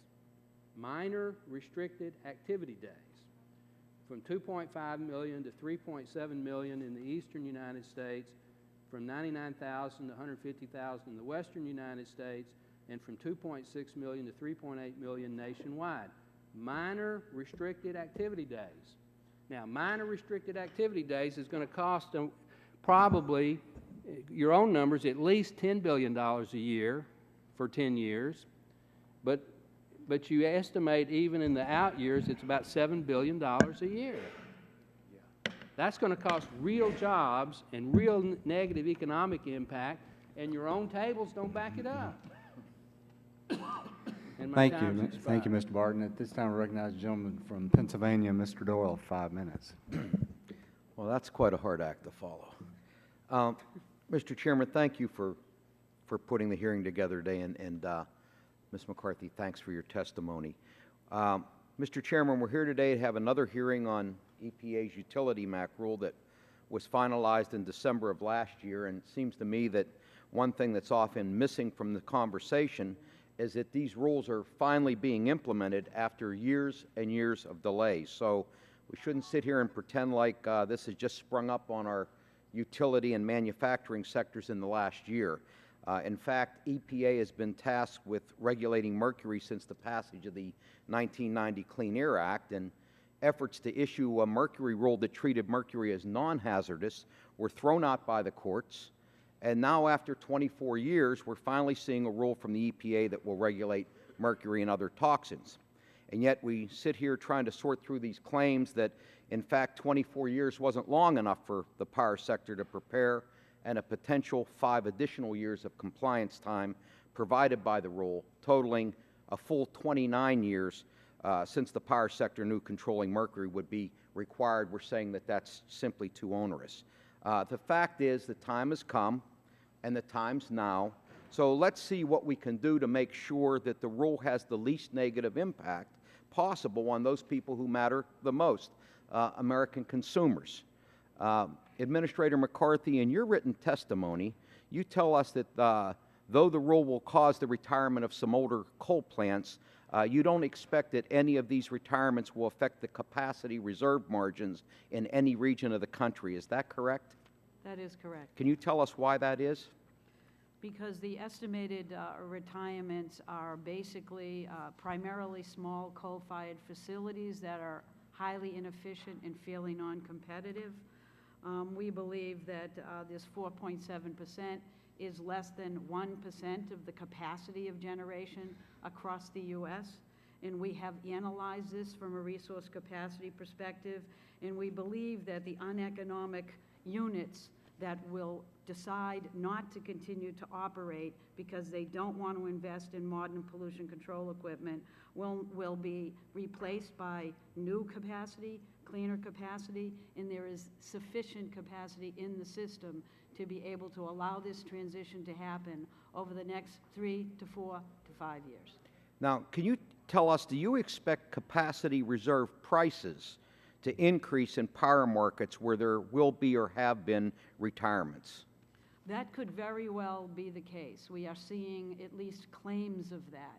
But I want to indicate that the increase in capacity reserve market prices are only one factor that impact the retail cost of electricity.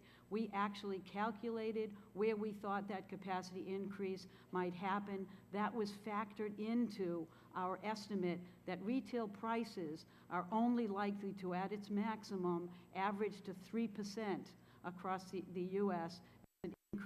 And again, that needs to balance against the American families being able to accrue the benefits, which are 9-to-1 against the costs, the benefits associated with lower health costs, being able to make it to work, being able to send your kids to school, that result from the health benefits associated with this rule. So you're saying that those potential increases were included in EPA's assessment of regional cost impacts? That was correct. part of your assessment? Of retail cost impacts, that is correct. Okay, thank you, Mr. Chairman. That's all I have. This time I recognize the gentleman from Virginia, Mr. Griffith, for 5 minutes. Hi, thank you for being here, and I'm going to ask you for some yes or no answers. If you can't do that, just submit them to me later, because I don't have but just a little bit of time allotted to me. Isn't it correct that the vast majority of mercury emissions in our air comes from natural sources such as volcanoes and forest fires, or from foreign sources? Second, isn't it also correct that the EPA's proposed rule cites the estimates of global mercury emissions that range from 7,300 to 8,300 tons per year, and between 50 and 70% of that is from natural sources, less than 50% of which would be from man-made sources? Yes or no? I'll provide You'll provide me with an answer. I appreciate that. Yes. It seems that the EPA has published that the mercury coming from U.S. power plants of about 29 tons per year under this proposed rule. And isn't it true that that's about 1/3 of the percent of the total global mercury air emissions? You'll give me an answer later. Again, I will, yes. I appreciate that. And I question, as others have, how you can estimate and then build from that estimate other projections of what's going to happen to the coal-fired power plants when First Energy alone has closed or has eliminated 3.3 of your 4.7 gigawatts of power alone. That doesn't count the other folks.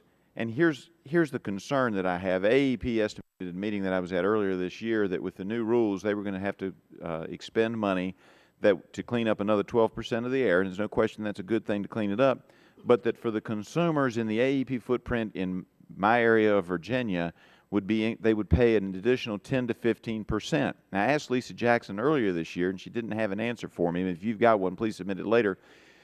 What is the impact when I've got a district with the median household income is $36,000 a year? You raise the electric cost. What's the health impact on my constituents when they can't afford to heat their homes? And doesn't that have a negative impact? And I don't believe that was considered in your estimates of the health benefits. And so I would ask that you submit that to me as well. And I would submit to you also that having people out of work also affects their health. I think every statistic shows that. And I pick up Mr. McKinley's chart, and he showed you the coal power plants that are closing down. And we've got a dot right here.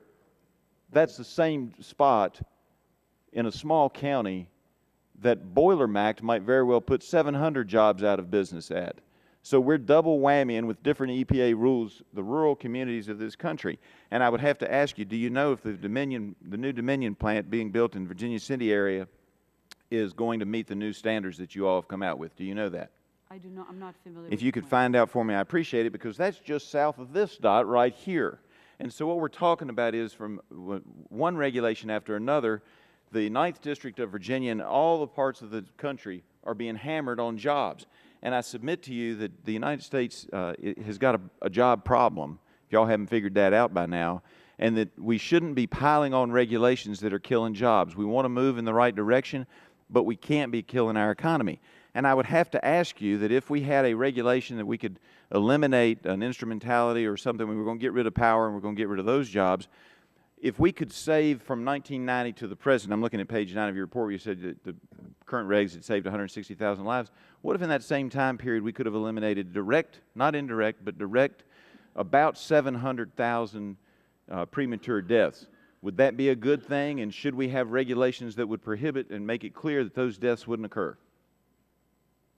I'm sorry, I'm not sure I followed the question. The question is, if there were a regulation that could save directly 700,000, forget the job impact, 700,000 lives, would you all be recommending that to the President? I would have to tell you what, I'd have to decide whether it was consistent with the law and my authority. That's all I'm doing here. Okay. That's all I would speak to. So you wouldn't be, notwithstanding the fact that we could save all those lives, it wouldn't matter, is what you're saying. I would be happy to save every life we could save, obviously. But you understand that there's always a trade-off, and that sometimes it's you know, you can't make the world perfect. You understand that? EPA can't make the world perfect. You don't control the Chinese. You don't control a lot of parts of the world. You can't even make the United States perfect, can you? Right. Hopefully that's not the mission of the agency.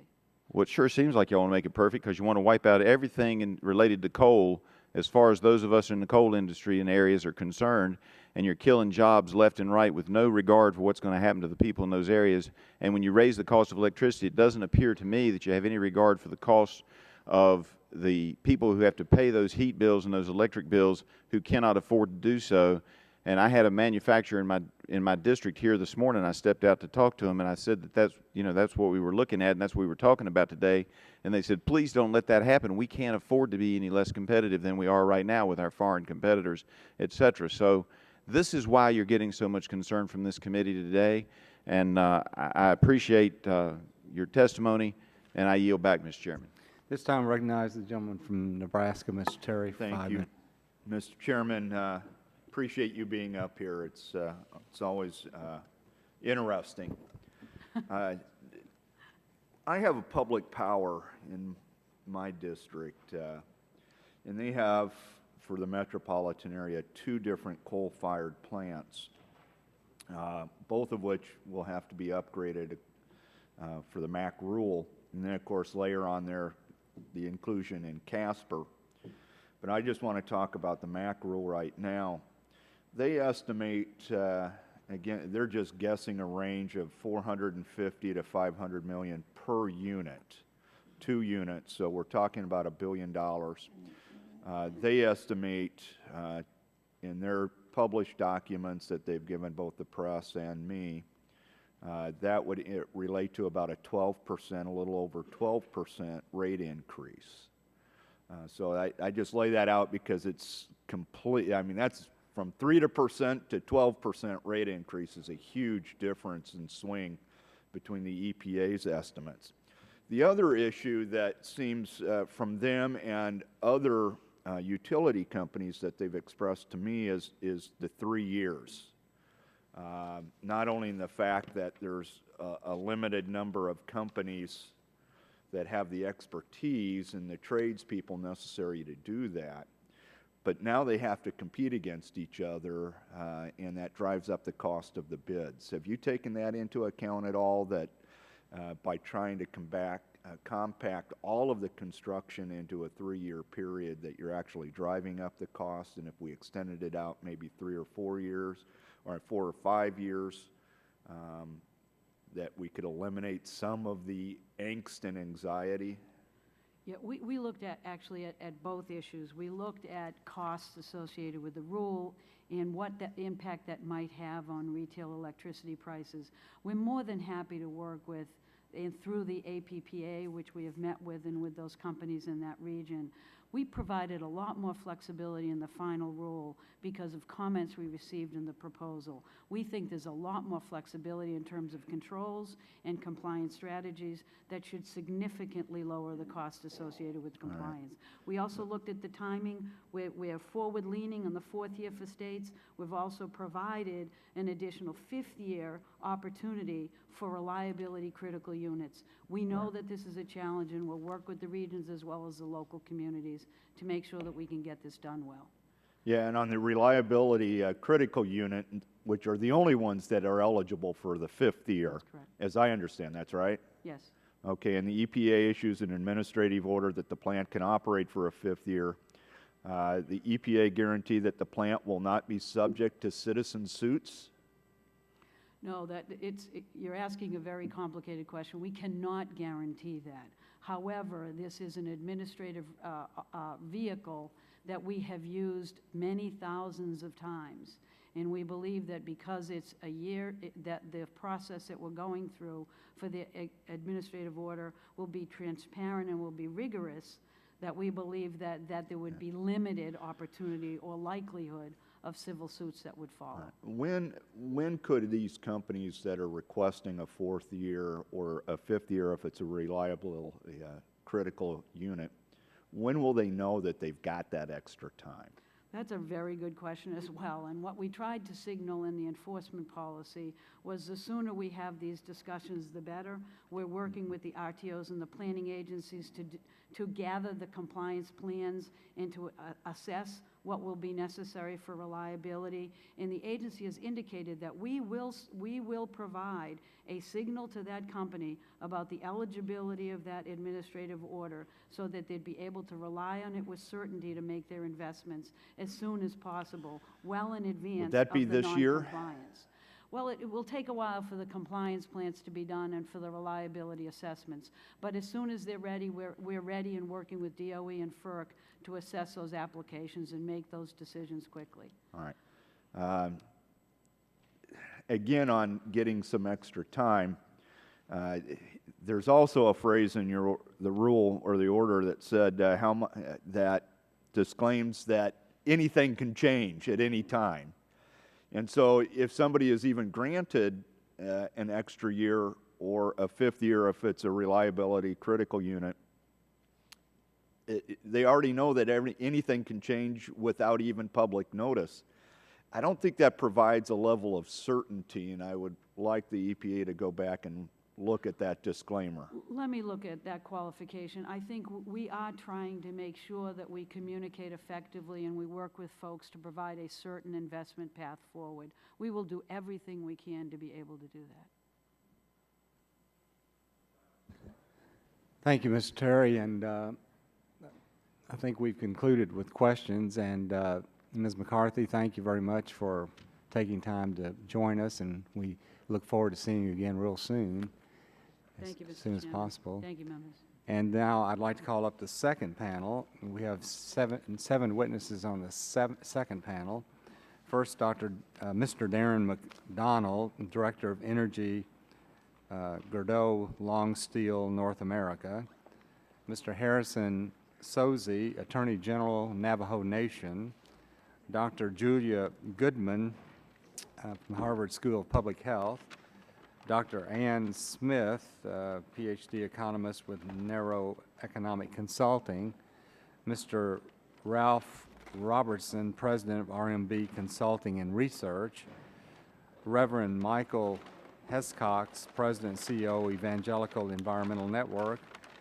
And Dr. Josh Bivens, Acting Research and Policy Director of the Economic Policy Institute. So we appreciate all of you being with us this afternoon. And I'm going to recognize each one of you for the period of 5 minutes for you to give your opening statements. And then at the end of that time, we'll have questions for you or some of you. So once again, thanks for being with us. And Mr. McDonald, we'll begin with you. So I'll recognize you for a period of 5 minutes for an opening statement. And I would just remind all of you to be sure and pull the microphone close and push the button to make sure that it's on, because the transcriber has difficulty hearing if it's not on. So Mr. McDonald, you're recognized for 5 minutes. Thank you. I'd like to thank the chairman of the subcommittee, Mr. Whitfield, for the opportunity to testify regarding EPA's utility MACT rule and its impact on our company, the steel sector, and the manufacturing sector in general, as we all attempt to recover from the Great Recession. I ask that my full written statement be placed in the record. My name is Darren McDonald. I'm the Director of Energy for Gerdau's 17 steelmaking facilities in the U.S. Gerdau employs 10,000 people in the U.S. and is the second largest steel recycler in North America. My responsibility at Gerdau is to secure a reliable, cost-effective energy supply and manage the company's energy efficiency strategy. Like all energy-intensive manufacturers, energy is a significant input cost for Gerdau and a key consideration when making investment decisions. The steel sector is concerned about the tremendous disagreement regarding the increased costs and reliability impacts that may result from the utility MACT. The simple fact is that all of the reliability risks and all of the compliance costs will be ultimately passed on to us, the consumers. Now, let me be clear, the U.S. manufacturing sector is doing everything we can to be energy efficient and reduce our costs. In fact, in a recent DOE study, they concluded the U.S. steel industry was the most energy efficient in the world, and only a new breakthrough technology could make a significant improvement in energy intensity. So there's no silver bullet for us to address increased energy costs or reliability impacts associated with the rule. Although the EPA has projected the utility MACT will not have a significant impact on reliability and only have a modest impact on the price of electricity, other reputable organizations disagree with these estimates. NERA has looked at the full suite of EPA's proposed regs on the utility sector and have estimated that electricity prices in some regions will increase by double digits. Others, such as Credit Suisse and NERC, have found that there will be significant cost and reliability issues. To give you some idea of the sensitivity of the manufacturing sector to an increase in electricity costs, a 1 cent per kilowatt hour increase in the cost of electricity imposes additional costs of approximately $9 billion per year on the manufacturing sector. Reliability is also a significant concern. Please recognize that large manufacturers with interruptible contracts are the first to be called upon if there is a reduction in reliability. There was a case in February of 2011 when Texas had an ice storm, and our operations in Texas were curtailed far beyond our contracted limits to provide reliability so hospitals and residential consumers could maintain reliability. So if reliability is impacted, there will be direct costs on, and those will have an impact on our bottom line, our ability to meet our customer orders, but also our ability to operate safely. From a private sector perspective, we wonder if the pace of change makes sense. The timeline required by the utility MACT rule will put a significant demand on suppliers and installers of pollution control equipment, and utilities will have no choice but to pay these heightened market rates. And these extraordinary costs will simply be passed through to ratepayers. We believe that it's in the best interest of the manufacturing sector for the EPA to phase in the utility MACT rule over a longer period of time to alleviate the combined impact the regulations will have on electricity costs and on reliability. A delay will also give time for utilities to avoid what appears to be an over-reliance on natural gas. Natural gas has had a history of volatility, but itself is the subject of potential new regulation that could drive up those costs. So let me be clear, I'm not here today to say that the EPA should do nothing with respect to improving environmental regulations. We share the environmental goals involved in many of the regulatory efforts, but the timeline is too tight, and the potential extensions for utility compliance are too uncertain. If the regulation is implemented in a thoughtful and systematic way with sufficient time, then compliance and environmental gains will impose less of a concentrated impact on reliability and on the economy. Policymakers must understand that we are exposed to global competition. Risks of higher prices and reliability impacts will inevitably affect the economy, investment decisions, and the levels of employment that are sustainable in the U.S.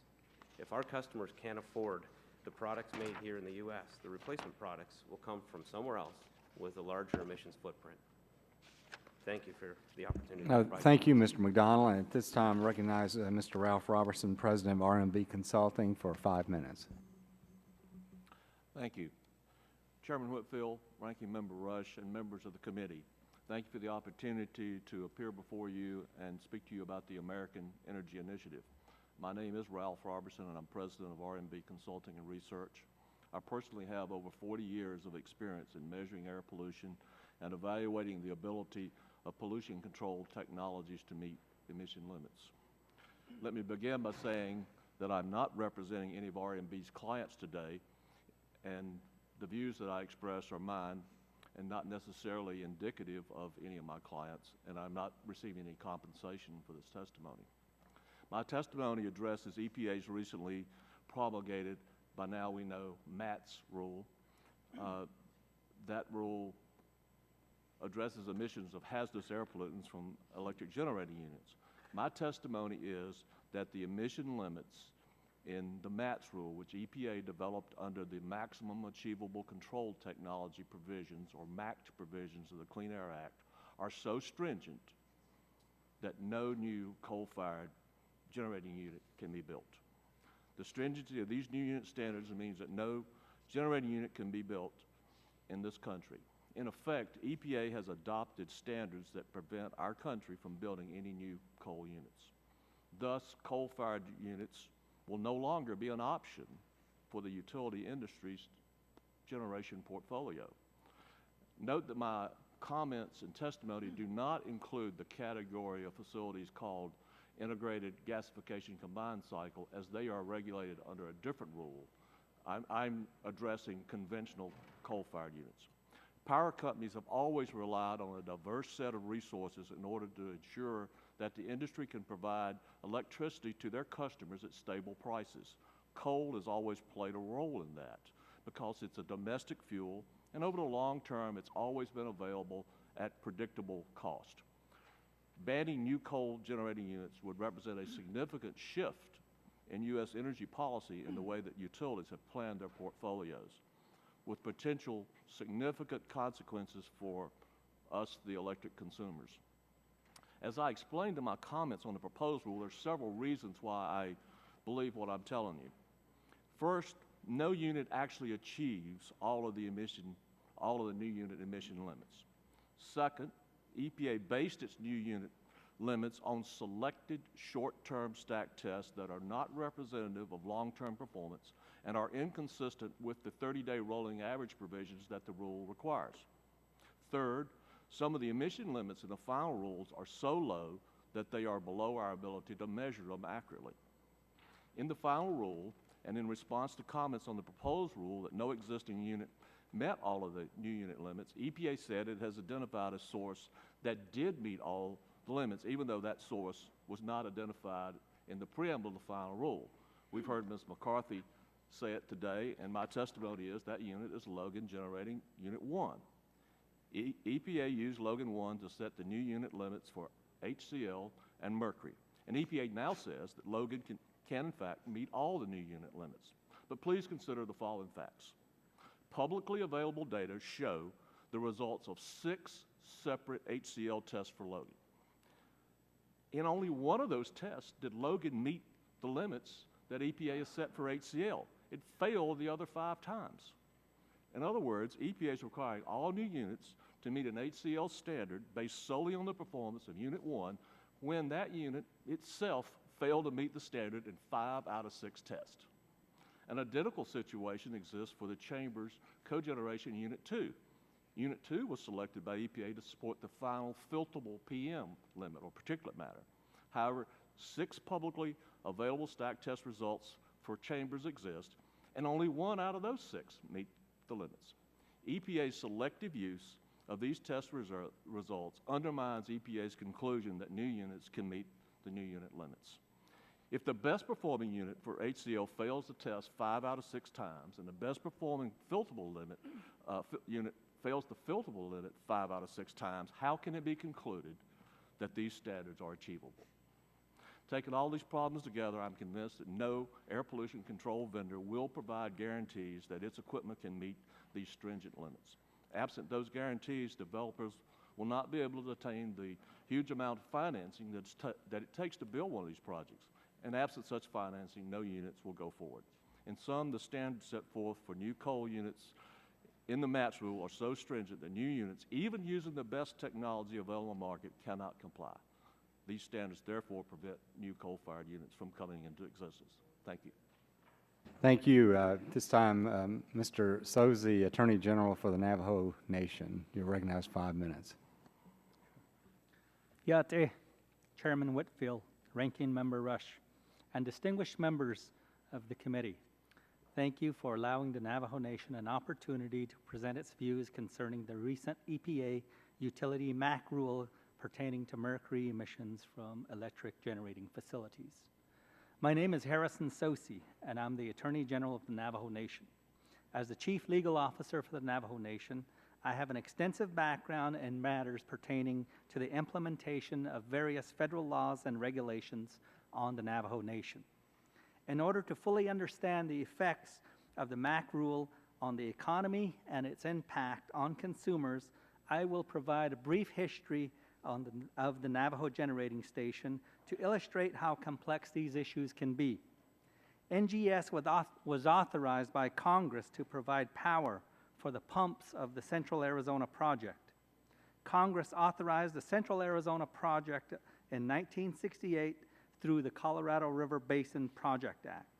The purpose of the CAP is to provide the state of Arizona with access to the annual 2.8 million acre-feet of entitlement to the Colorado River. Simultaneously, the Act authorized the Department of Interior to enter into cooperative agreements with non-federal entities to build a power plant to provide power to the Central Arizona Project and to augment the Lower Colorado River Basin Development Fund, which is used to fund Indian water rights settlement claims. The result is a 24.3% ownership in the Navajo Generating Station by the U.S. government. NGS is unique because of its federal ownership stake and the plant being sited on Indian lands and uses Indian resource as a fuel source. Therefore, the federal government has certain trust responsibilities to safeguard the economy of the Navajo Nation. The U.S. EPA held no tribal consultation prior to ruling on the MACT as required by the administrative executive order on tribal consultations. Further, there are no health studies on the Navajo Nation regarding mercury. There is no mercury baseline studies to determine if there will be health improvements by the rule. The cost of compliance with regulations has a cumulative impact. While the U.S. EPA says the MACT rule will not force closure of power plants, it is the sum of all of its regulations that could do just that. The Navajo Nation has already experienced the impact of the Mojave Generating Station closure, resulting in job and revenue loss to the Navajo Nation. Roughshod regulatory policies and implementation without full analysis and tribal consultation will result in the possible closure of other facilities. Closures mean massive job losses on the Navajo Nation, which is already faced with an unemployment rate of 50%. A closure of NGS would also mean the forfeiture of $20.5 billion in gross state products to the Arizona economy and just under $680 million in adjusted state tax revenues during the years 2011 to 2044 according to recent studies. The U.S. federal government set up the Navajo Nation economy as a natural resource economy. The federal government holds title to Indian lands. Therefore, they control the economy on the Navajo Nation. As a result of the federal overregulation and control of Indian lands, there is no economy existing on hardly any Indian lands. Indian nations are often cited as being pockets of poverty throughout this great nation, and the one common denominator is the pervasive federal control. The United States EPA MACT ruling is no exception and adds yet another regulatory burden tribes are left to contend with. While some testifying today might espouse the affordability of the MACT rule implementation and the net job creation following EPA's regulatory action, the facts on the ground do not support these assertions and provide little comfort for the 1,000 plus workers employed by the various plants and the mines, in addition to the over 7,000 Navajo Nation employees that are funded in part by the revenues created by these operations. When the barrage of regulatory burdens hits home, the Navajo Nation is left with little recourse but to investigate the exportation of our abundant coal reserves to outside interests like China and India. This will only be the only method by which the Navajo Nation in the short term can maintain its economy. The Navajo Nation supports the goal of reducing hazardous emissions. We recommend a tailored implementation of any environmental rule. In the case of the MACT ruling, appropriate analysis and consideration of the economic impacts to the Navajo Nation did not occur. The MACT implementation should be fair and reasonable, taking into account compliance timelines, and must consider impacts on the Navajo economy, Indian water rights settlements, and the overall price tag that will be passed on to the electric utility consumers in the Southwest and the cap water users throughout the state of Arizona. Thank you. At this time, Reverend Hescox, who's president of the Evangelical Environmental Network, you're recognized for 5 minutes. Thank you. Thank you, Chairman Whitfield and Ranking Member Rush and all the members of the committee. I must say my biggest challenge here this morning, being an old preacher, is to keep this to 5 minutes. Life, especially protecting our unborn children and infants, should not be a matter of party or economic commodity.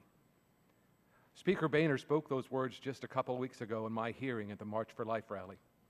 He suggested protecting life and providing the opportunity for abundant life must be a matter of principle and morality. Children are a precious gift from God. They are among the most vulnerable members of our society, and our Scripture demands that we protect the vulnerable. And yet we gather here today to choose if protecting our unborn children and newborns from mercury emitted from coal-burning power plants is in our national interest and keeping with our national character. Are we as a nation willing to protect our children or hinder them? Mercury is a neurotoxin whose impacts on the unborn and newborn children pose significant costs to both them and society. A recent medical paper states that mercury is a highly toxic element and there is no known safe level of exposure. In the past year, the National Association of Evangelicals, the United States Conference of Catholic Bishops, and us, the EEN, the Evangelical Environmental Network, have joined together to support a federal mercury standard that would protect our unborn children and infants across the country. Two different Christian traditions united to protect a sacred gift from God, a gift before and after birth. And anything that threatens and impedes life for unborn and infants is contrary to our common belief and exacts a moral cost of the nation's character.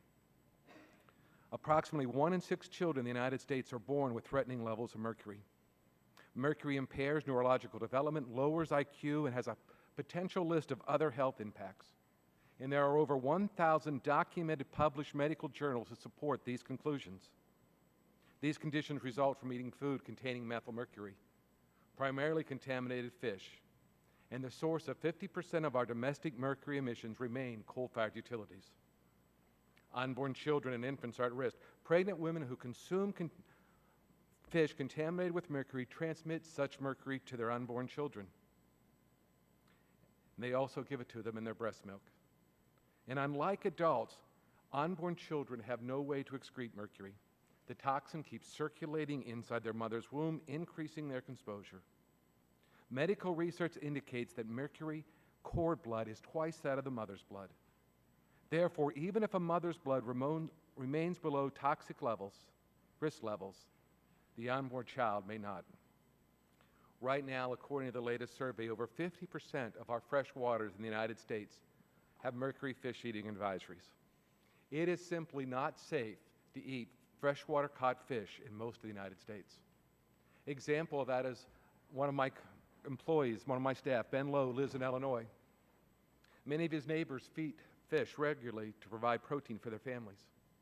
And Ben tells a story of one day he was fishing in the Chicago River. He knew it was polluted, knew it was filled with mercury.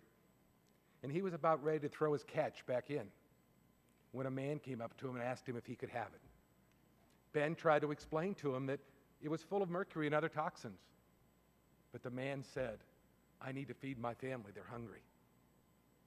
Ben gave him the fish, but it's not right. Nowhere in America should a man have to choose to feed his family or to feed them poison. Our children pay the greatest cost of mercury pollution, but such costs also accrue to society. One study estimates that the cost for methylmercury alone was $5.1 billion in 2008. The authors of that study compare the economic benefits of eliminating mercury pollution to the benefits gained from past lead regulation. We've heard today over and over again that MACT will cost $9.6 billion a year. But I believe with these kind of benefits that aren't even included in EPA studies, that for every $1 spent, we'll see $5 to $10 in return. It's going to be expensive. We estimate an internal EEN study that it could cost in the high area $7 a month to electricity bills. You've heard the averages here before. But I think that $84 a year is worth protecting our family. I know I'm probably running out of time, so I'd just like to say and conclude by that as this stance bill was released early this year, we stood together with the U.S. Catholic Conference. Bishop Blair stated upon the MACT release that the U.S. Catholic bishops welcome this important move by the administration to adopt long-awaited standards to reduce mercury and air toxic pollution from power plants and to protect our children's health. We believe together that this is a fair and uniform standard to address a powerful threat. We can take 90% of the mercury away from coal-burning power plants without the fear of diminished electricity reliability or job loss, and with great economic ability.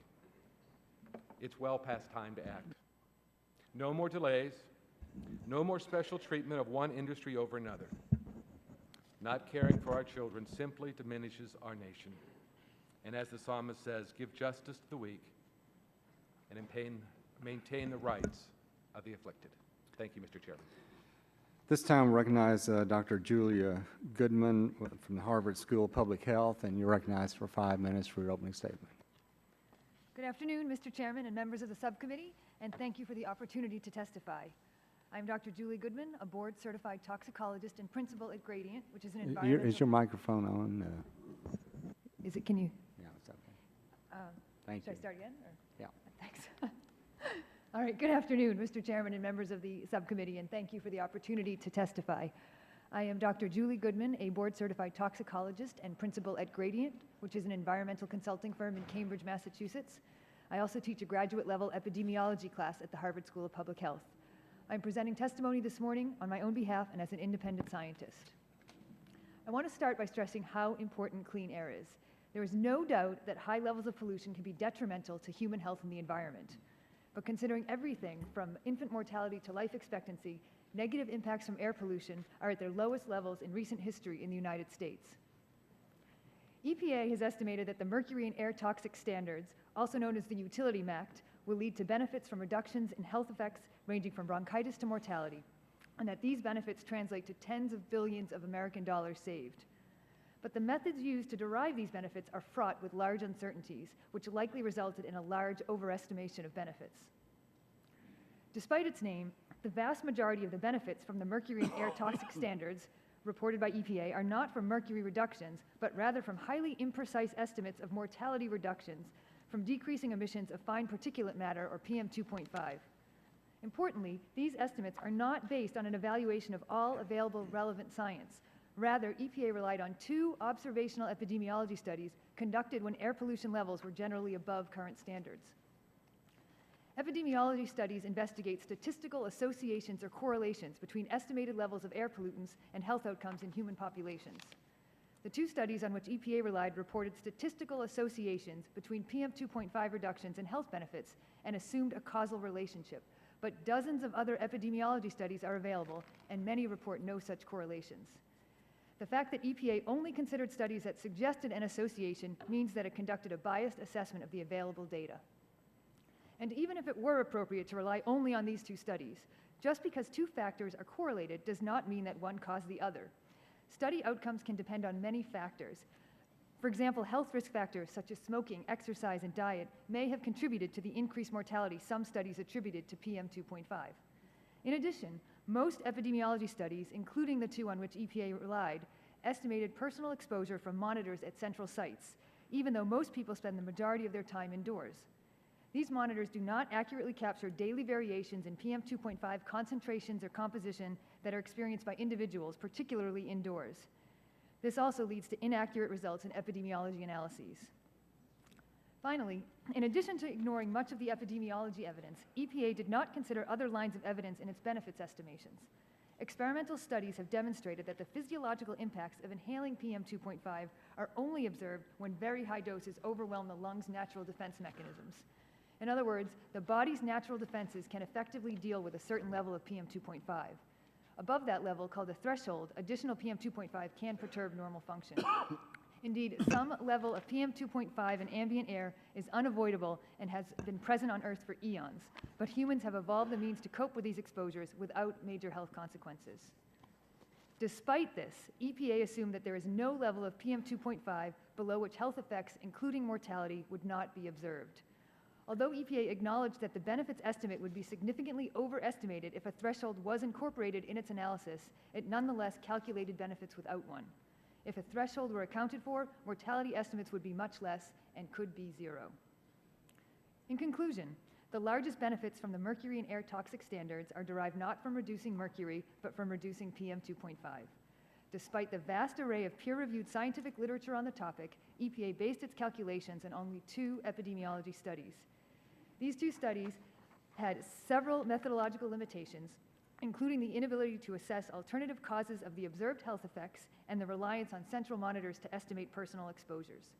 These studies were not consistent with many epidemiology studies indicating no correlation between reducing PM 2.5 and health benefits, nor experimental studies indicating an exposure threshold below which PM 2.5 is not likely to overwhelm the body's natural defenses.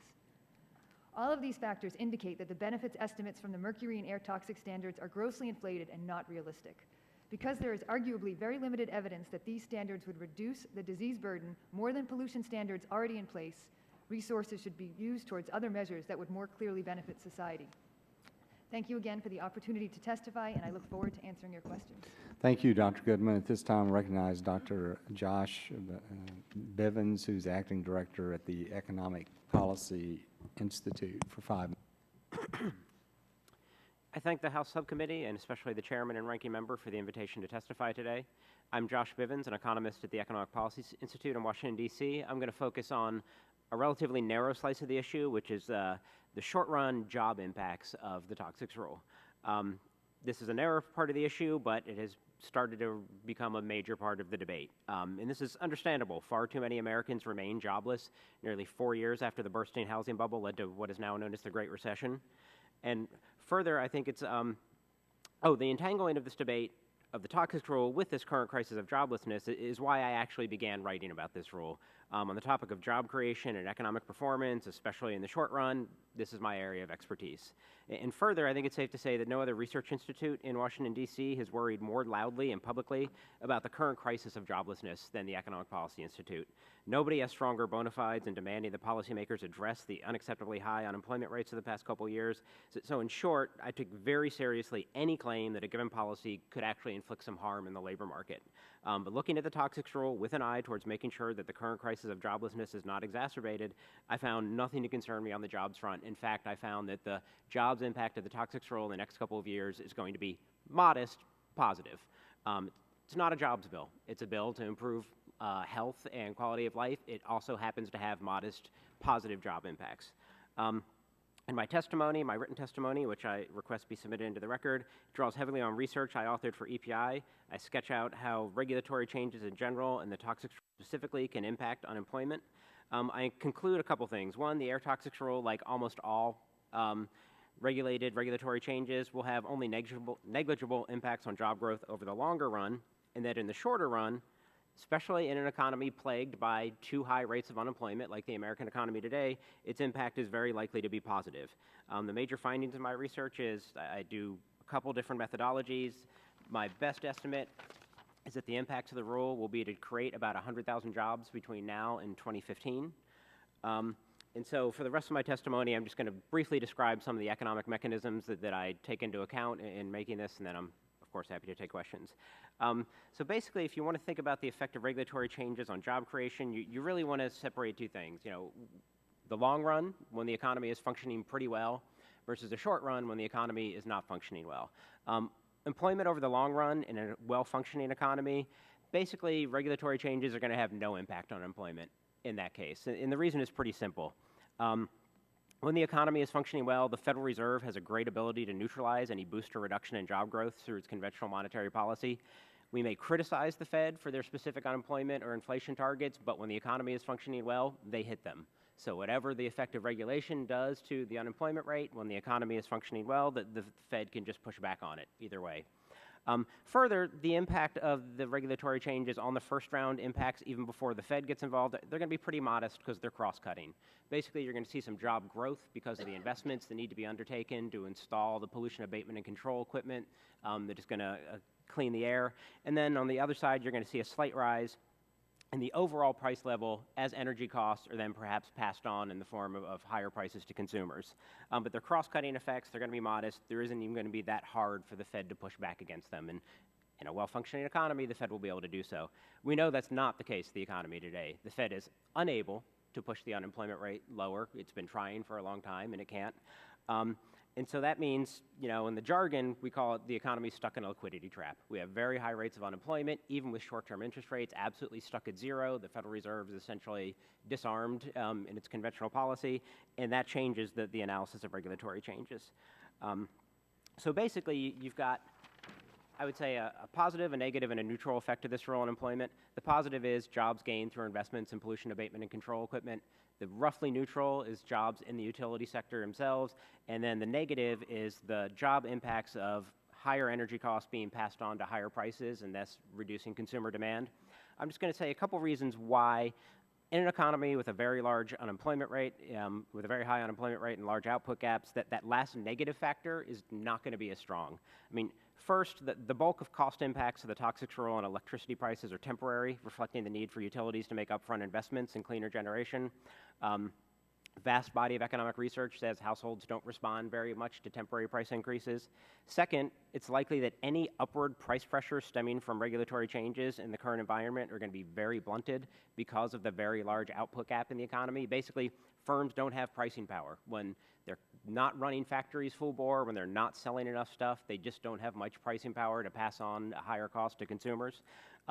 We know that they have a very large profit margins today. Pre- and post-tax profit margins are at their highest rates in over 40 years. They have a very large buffer with which they can absorb any cost increase, especially one as modest as that stemming from the toxics rule.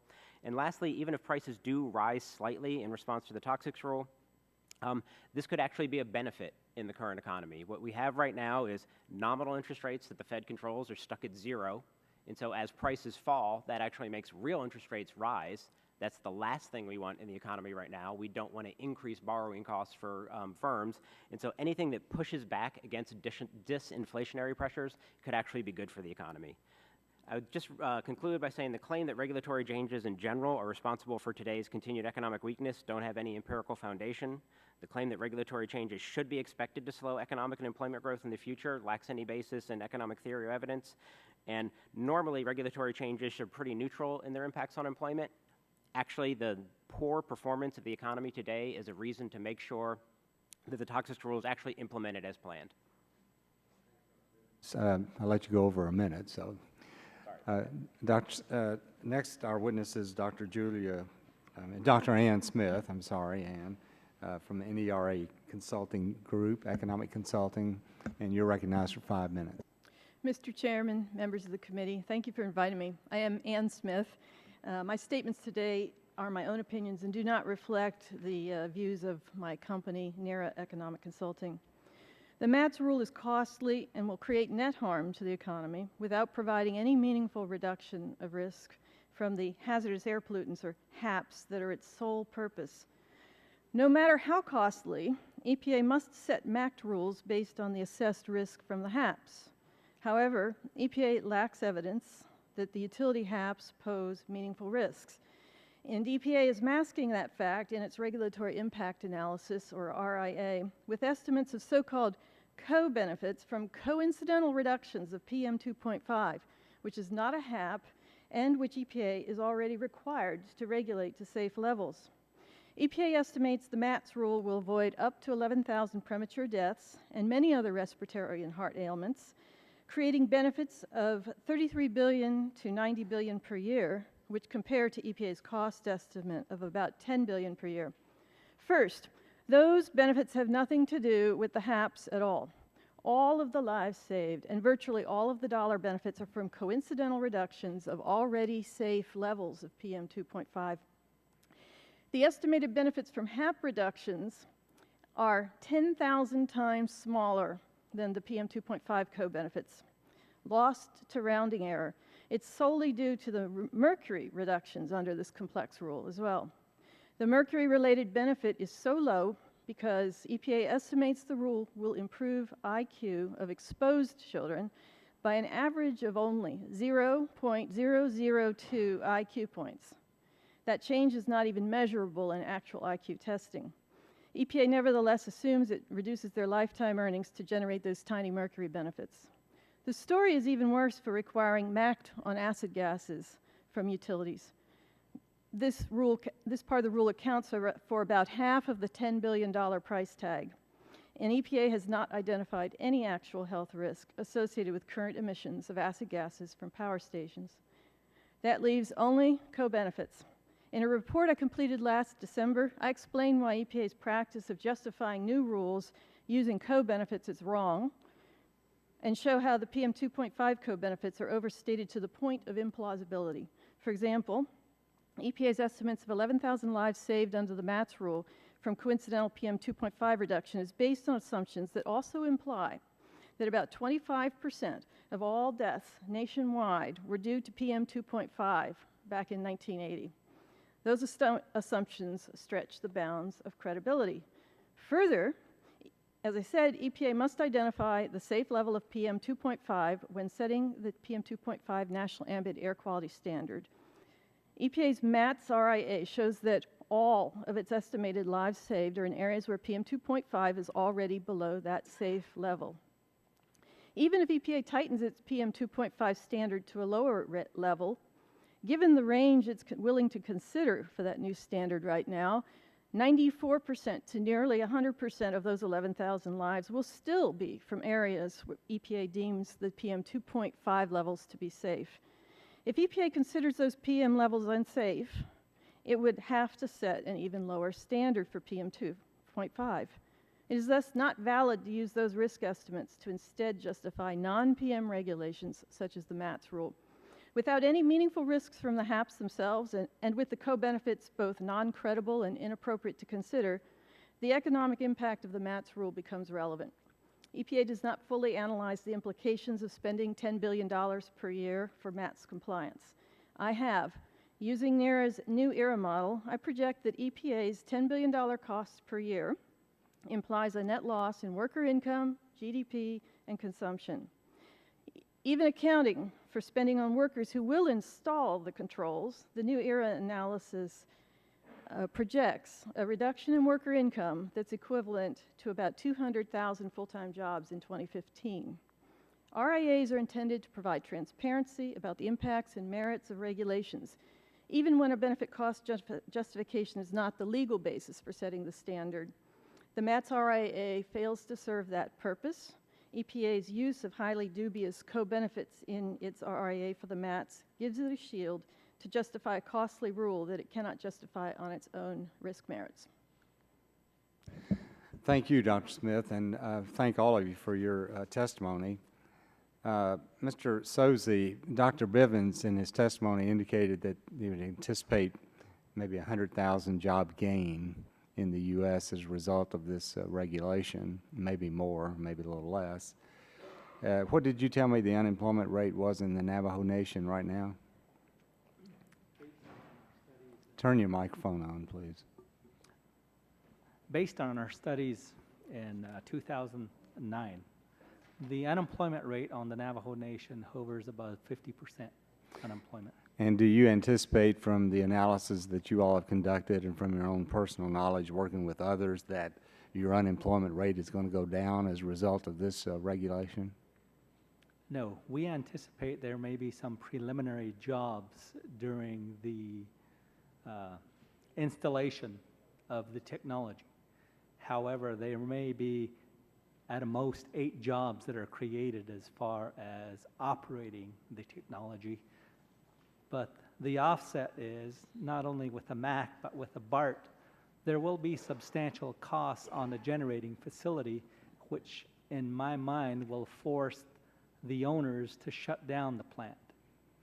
And if that happens, how many jobs do you lose? If that happens, at the Navajo Generating Station, I believe we estimated 438 jobs at the plant. There is also an associated mine that employs close to 400 people also. And that also will have a devastating effect. So we're talking approximately 1,000 jobs in addition to the additional jobs that it creates by keeping. So you potentially really going to be hurt economically. That's correct. We also have two facilities. The Navajo Generating Station is one example that I used. We have the Four Corners Power Plant located near Farmington, and the San Juan Generating Station also right across the river from that are going to be impacted by these regulations. Now, Ms. McCarthy testified that EPA had been working very closely with the Navajo Nation to try to address your concerns. Are you all satisfied with the assistance you're getting from EPA? Not on this particular rule. Okay. Now, Dr. Goodman in her testimony and Dr. Smith in her testimony and others had indicated that in all the analysis, even EPA's analysis shows that the benefit from mercury reduction is almost nil. And yet, the advocates of this regulation, that's all they talk about, is the benefits of mercury reductions. From your perspective as the Attorney General of the Navajo Nation, do you feel like the benefit of the mercury reduction from this bill will outweigh the negative impacts of losing jobs? Are you more concerned about mercury reduction or jobs in the Navajo Nation? We are concerned about both. And the difficulty in the MACT rule is there's no data available that we can analyze to make an assessment. That's the ongoing difficulty. We have studied the impacts of the BART, the best available retrofit technology, on the power plants that exist. But as far as the MACT implications, we haven't generated any data, so we can't make a determination as to whether or not it's going to be good or bad. Well, Dr. Goodman, in your analysis, you did a pretty thorough analysis on this. Did you find any dollar value in the reduction of the mercury emissions as a result of this rule?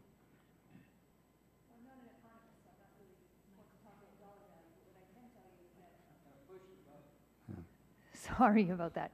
I'm not an economist, so I can't speak too much to the dollar value, but what I can say is that the science used to evaluate the mercury benefits had, the evaluation had similar issues as the PM analysis, in that there were many steps getting from the beginning to the ultimate calculation of risks, and each step had uncertainties, and these uncertainties were compounded. So by the very end, this ended up being a large overestimate, even though it still only accounts for whatever it is, 0.01% of the benefits. Well, my understanding, Dr. Smith, and you can tell me if you disagree, and Dr. Goodman, that the benefits certainly did not come from mercury reduction. The primary benefits are coming from reduction of PM2.5. Is that correct? Oh, absolutely. Okay. So I think they're very misleading about focusing on the mercury, because there's no benefit in the mercury reduction. Mr. Robertson, now you made some quite startling comments, and I know that you've worked with electric generating utilities for a long time, but are you saying that conventional coal plants cannot really be built in this country as a result of this rule because of guarantees and financing issues? Did I understand you correctly? Yes, that is my testimony. The emission limits, the numerical emission limits in the final rule for new coal-fired units are so low that an equipment vendor could not possibly guarantee that they could meet those numbers on a consistent basis. Yeah. Well, you know, that's really a concern, because we expect electricity demand to go up by 2035 by maybe 50%, and we're reducing our base load, and I'm concerned about our ability to compete in the global marketplace. My time has expired, and at this time I recognize the gentleman from Illinois, Mr. Rush, for 5 minutes. I want to thank you, Mr. Chairman. Reverend Hescox, I'm glad that you're here. It's really refreshing for me. I'm a pastor of a church on the south side of the city of Chicago. So it's so refreshing to me to hear the voice of the priestly and the prophetic on this particular issue. And I want to thank you for being here. Why did you decided to get involved on this particular issue? I'm an evangelical, and I'm concerned about life. Mm. And to me, the threat of 600,000, 15% of our unborn children suffering IQ brain damage from resolved mercury is a significant problem to me. I mean, I believe that we should stand up and protect our unborn, the least of these. And we know that mercury is a problem. You know, it's been going on for a long time. This amount of IQ damage and other things, our waters are filled with it. I have pastors in Pennsylvania where I live in the state that produces the third most of mercury, who used to fish for their children, who won't even take their children fishing anymore because they're scared of mercury poisoning. So I'm here because it's a life issue. For us, creation care, I mean, I'm not an environmentalist. I am a Christian who believes that God gave us a planet, the creation, for sustainable life. And things like mercury pollution are making the planet not sustainable, and especially impacts those we can't protect at all. Well, your organization is not the only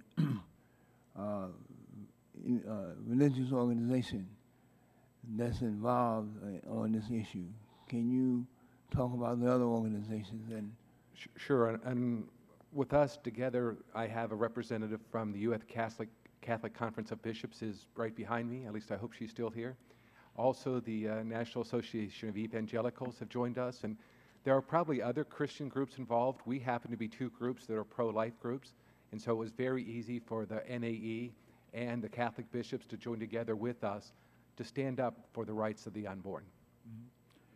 Now, you've been very patient with us, and you've been here from the beginning, and I'm sure you've probably paid attention to the discourse, the debate on both sides over a number of months, if not years. And we seem to be going back and forth, never moving forward, just going back and forth in what I might call a circular firing squad. We're just, you know, no forward advancement here. What do you think we're missing here in terms of the point?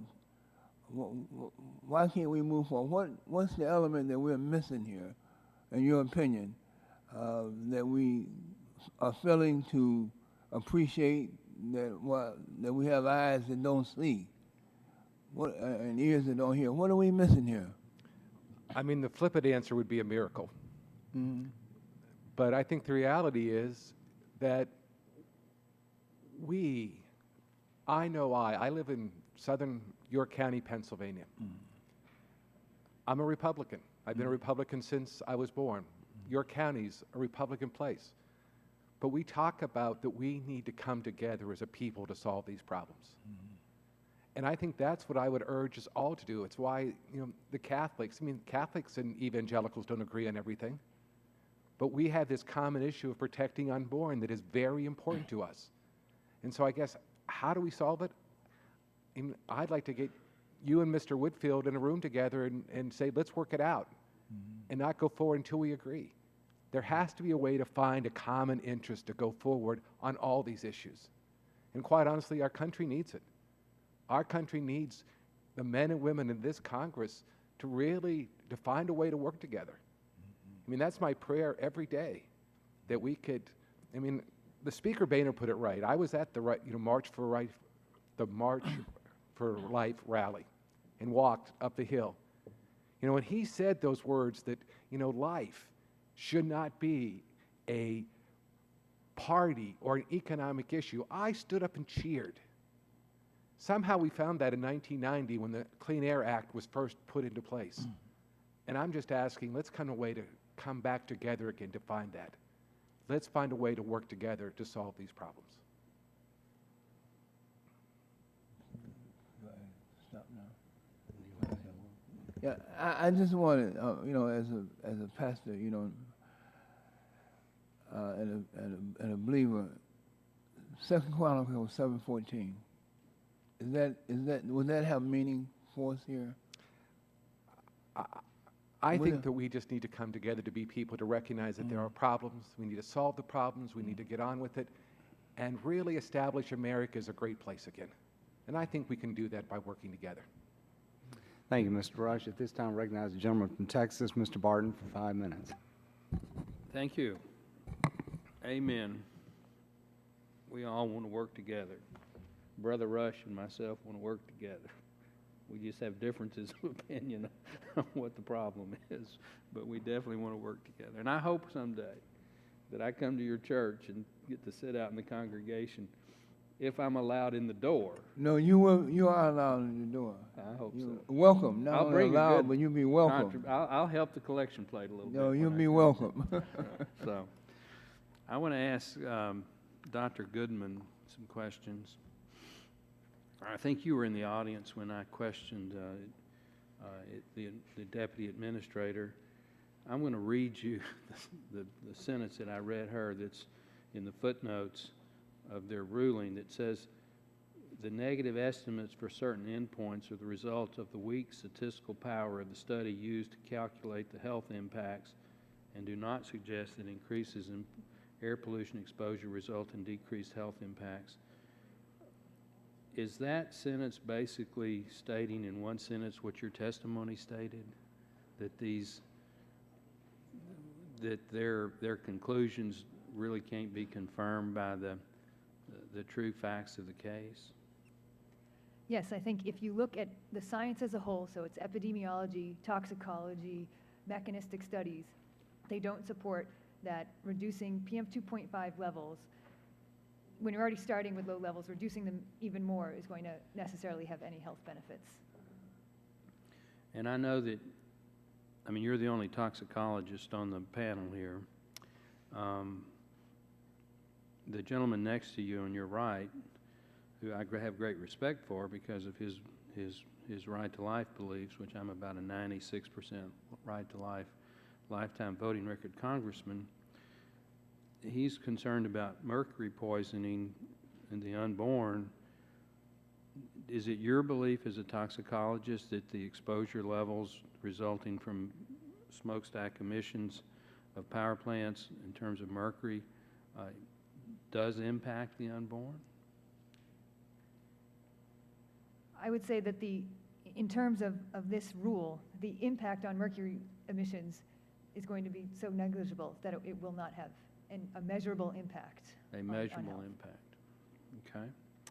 I want to ask the Attorney General for the Navajo Nation.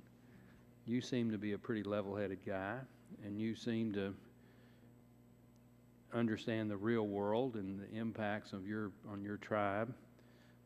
Dr. Bivens, if I understood him correctly, I was listening in my office, says that higher electricity prices are good for the economy because it has a deflationary impact, and since factories aren't working anyway, they can't raise prices, so we ought to just go with it. Now, I'm paraphrasing, but that's, I think, a pretty close paraphrase. What's your reaction to that? For us, for the Navajo Nation, the reaction is that it's a little different than what he's stating. The Navajo Nation is generally not the end customer for electric utility facilities. First of all, most of our people live without electricity for a long time, and we've just recently made an effort to get electricity into our households. So that's not a luxury that we've enjoyed for a long time. In addition to that, we site the facilities on Navajo lands. Our coal is used to fuel the power plants. And historically, the federal government has taken the initiative to negotiate deals on behalf of the Navajo Nation. So in essence, we've always subsidized the Southwest with below rate prices for our resources, our water, our airshed, and exemptions from our taxes. Now it has come to a point where the leases are expiring and we're renegotiating our leases. So we've come to a time frame where we will enjoy greater benefits than we have in the past. And the very economy that was established for us by the federal government is now under threat again by the federal government. My time's expiring. I want to go back to Dr. Goodman.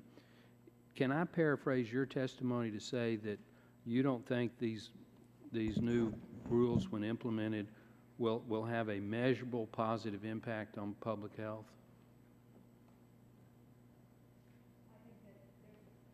I think that is a definite possibility. Thank you, Mr. Chairman. This time recognize the gentleman from Michigan, Mr. Dingle, for a period of 5 minutes. Mr. Chairman, I thank you for your courtesy. My questions are to Darren McDonald, Director of Energy, Gerdo Long Steel in North America. Mr. McDonald, you have a fine manufacturing facility in Monroe, Michigan, which is in my district. I've been there and seen it. Now, what have the Michigan utilities told you about the potential effects of the new rules on the rates that they will charge your company in Monroe for electricity? I don't have a exact impact on the cost for from Detroit Edison or from consumers. One of the challenges is to understand what the cost will be and what technical solution they're going to be able to implement to meet the compliance deadlines. Let's take a quick look at this, though. Electricity costs go up, and you're going to have significant problems, are you not? Well, yes, we will. I mean, that's very clear. And if these matters are handled improperly by the regulatory agencies, the practical result will be that the rates for electricity sold to your company will go up. Is that not so? That's correct.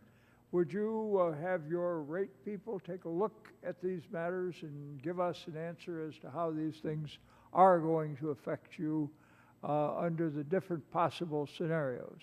If the EPA hurries matters unduly, or if it treats the utilities in a proper fashion. We'd like to see how you're projecting your electrical utility costs. Now, next question. What steps will you take if rates for your Monroe facility rise excessively? What we do on a regular basis, routinely, monthly basis, is look at the cost of you buy your electricity in bulk. Is that right? Yeah, we're a regulated utility in the state of Michigan in both locations, so we buy it from the utility under a contracted rate. However, if the rates go up, what we do is look at the cost, our cost structure at each of those mills, 20 in North America, and we decide where it's least cost. So you're going to go build somewhere else where the rates are cheaper. Lowest cost, yes, sir. Is that a danger to us in Monroe? Oh, it's a decision that's made for every state we operate in. Okay. Now, in your testimony, you recommend that legislative action be taken to phase in the requirements of the new rule over a period of time. Is that correct? That's correct. What do you think an appropriate period of time would be for phasing in these rates? Well, we've been told that 3 years is too quick, and that the fourth and fifth year are subject to some application process at that time. So you get to the fourth year, you need to apply. You get to the fifth year, you need to apply. So we're looking for, utilities have told us that they were looking for a much longer window in order to properly plan and avoid the You're rush. looking for them to phase them in over 4 or 5 years and hoping that that would be so. Is that right? Could you repeat the question? I'm sorry? Could you repeat your question? I didn't hear. I said you're looking for them to phase in the new rules over 4 or 5 years as opposed to doing it in 3. Is that right? At least 5 years. All right, and the consequences of phasing in over 3 years would be a rapid and difficult rate increase for you. Is that right? Well, that's correct, plus unnecessary cost because of the rush for the same resources and the same Good. suppliers. Now, how many people do you have at your Monroe plant? Roughly in the 300 range. Okay. Do you have any plans for expansion? Yes, we're currently planning an expansion at Monroe. Now, what would that order of magnitude be? From a capacity perspective, we're looking to nearly double it. Okay. And if the rate increases go up too fast, you might find that you're going to have to rethink those plans. Is that right? We always consider the price of electricity as Right. one of the key investment decisions. Now, are there other recommendations you would make besides a longer period of time for the utilities to be able to comply with the changes that EPA is suggesting? Yeah, we would like to see more consideration given to alternatives for fuel diversity. We're concerned about all the eggs in a single natural gas basket. Thank you. Mr. Chairman, you've been very gracious. Thank you. Thank you, sir. This time, I recognize the gentleman from Illinois, Mr. Shimkus, for 5 minutes. Thank you, Mr. Chairman. I want to direct most of my questions and comments to Reverend Hiscox. It's interesting how in this profession and in this committee that I'm always drawn to theological debates and discourse, which I think my friends on the other side like to draw me into. But I'm not afraid. And so with that, let's, Dr. Hiscox, the phrase conceived and bore is used repeatedly in Genesis 4:1 and Genesis 4:17. And the individual has the same identity before and as after birth. In the quotations, in sin my mother conceived me, the repentant psalmist says in Psalm 51, verse 7. The same word is used for the child before and after birth. That word is brephos, that is infant. It's used in Luke 1, verse 41, and Luke 18, verse 15. Do you agree with that? Yes. Thank you. God knows the preborn child. I also quote, you knit me in my mother's womb, nor was my frame unknown to you when I was made in secret. Psalm 139, 13 through 15. God also helps and calls the preborn child, and I quote, you have been my guide since I was first formed. From my mother's womb, you are my God.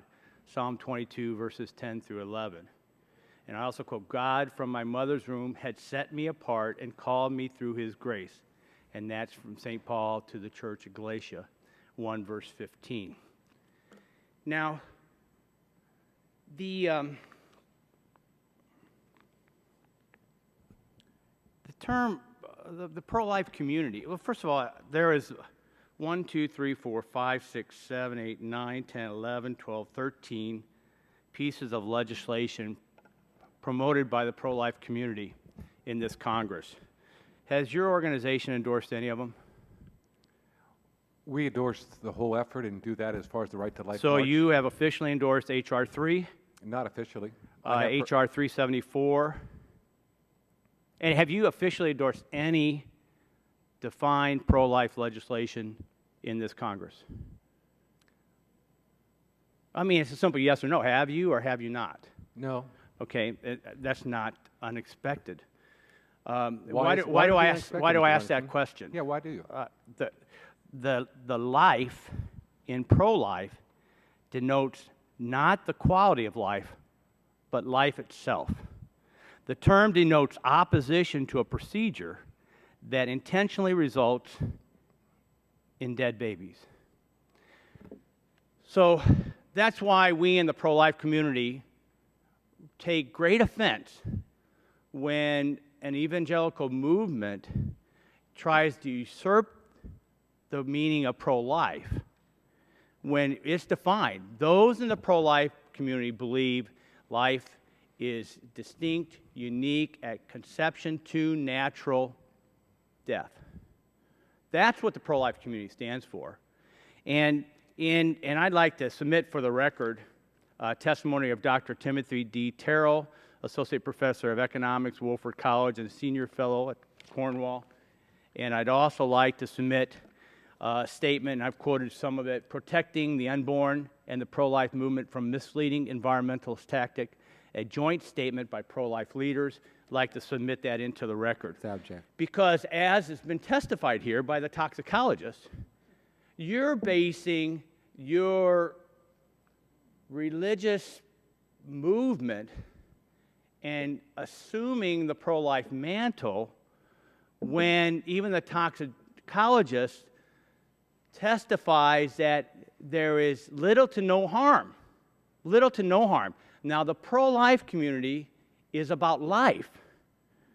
It's not about levels of harm or no harm. We are there to protect the life of the unborn child. Mr. Shimkus, are you going to allow me to respond? I think I'm doing pretty good right now. Thank you. So I figured as much. First and foremost, truly pro-life issues are issues of actual life and death. That's the pro-life community, which you are masquerading for an environmental cause, which I reject, and which many in the pro-life community, and I'm sorry that I've had to take this time to set the record straight. And with that, I yield back my time. I feel that you have just attacked my Mr. character, Chairman. sir, and I really am Mr. Chairman. upset at that. Regular order. Just a minute. Just a minute. What did the gentleman have to say? I just called for regular order.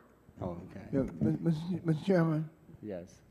there's been some very heated words here and some accusations, and I think that this witness has come from far, and he's been very patient.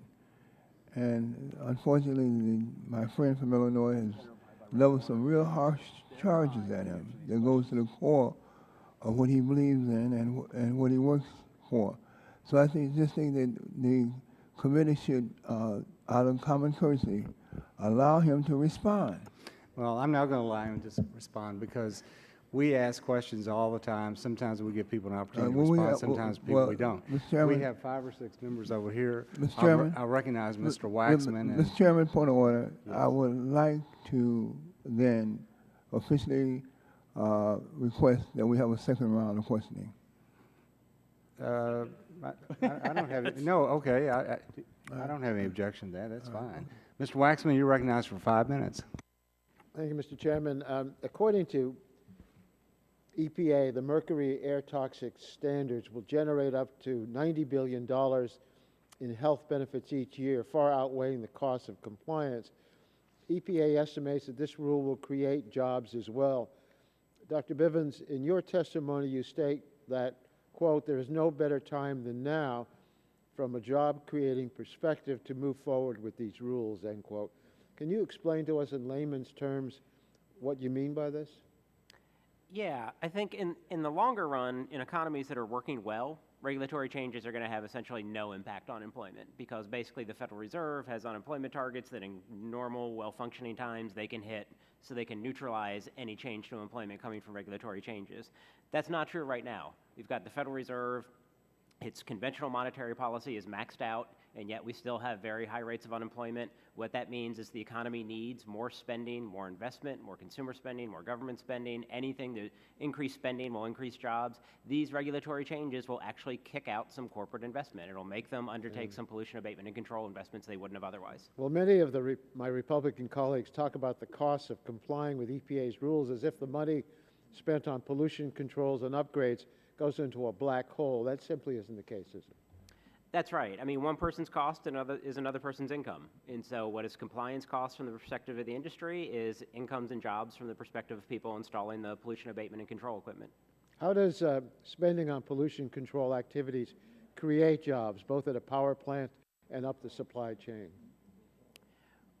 Basically, it's investments that firms would not have undertaken absent the mandates of the regulatory change. And so in order to make sure that they're emitting less of the hazardous air pollutions, they install things like filters and scrubbers and bag houses. These are additions to the capacity they have. They have to hire construction workers and skilled workers to install them on site. That creates jobs down in supplier industries and steel in order to make the bag houses and the scrubbers. And so it creates jobs that way. It just basically makes a lot of economic activity that wouldn't have happened happen because now it's mandated.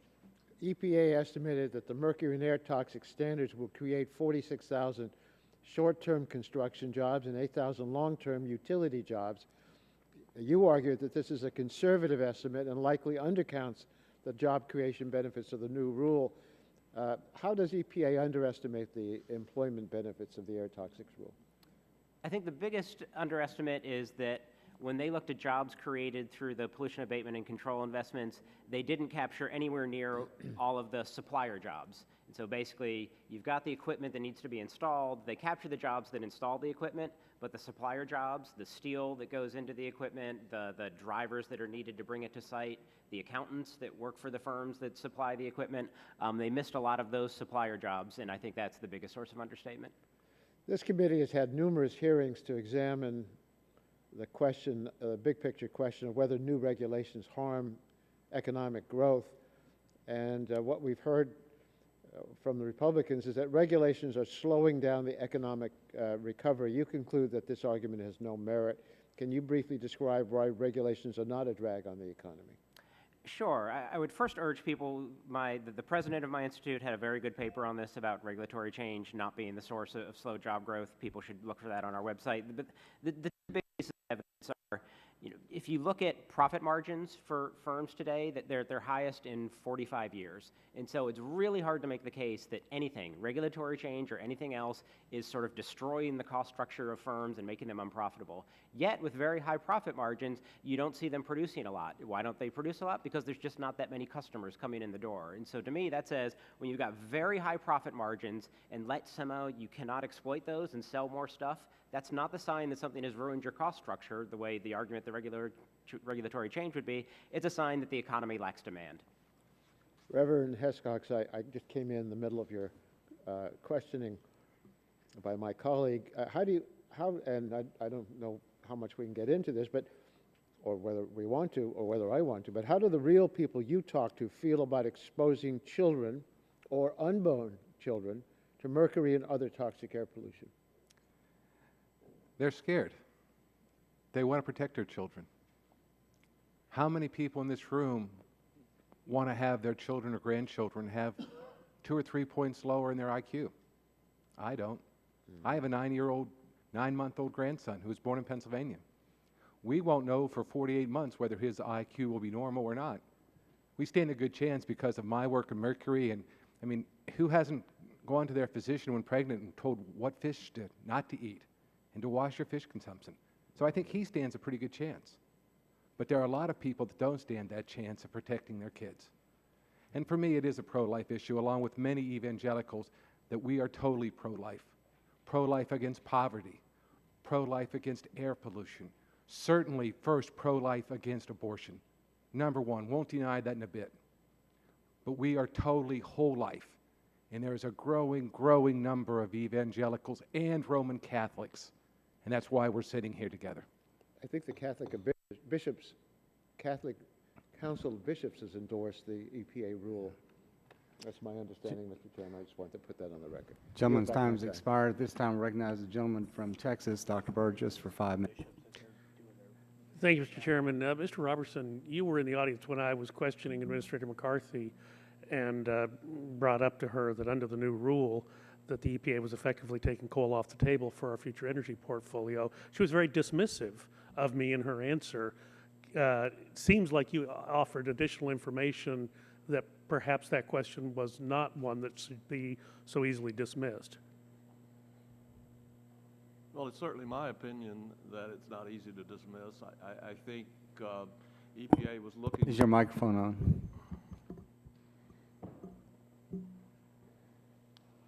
Is that better? Yep, much better. I don't think that's a very easy issue to dismiss at all. I think EPA was looking for a simple answer that they had found a unit that meets the new unit limits, and therefore everything is fine. I think they failed to look much as far as they should have, because it's their own data of the tests that I'm talking about. It's not 5 or 6 tests that I have in my attic. It's in the EPA's own spreadsheets that shows that the Logan unit fails the HCl limit 5 out of 6 tests.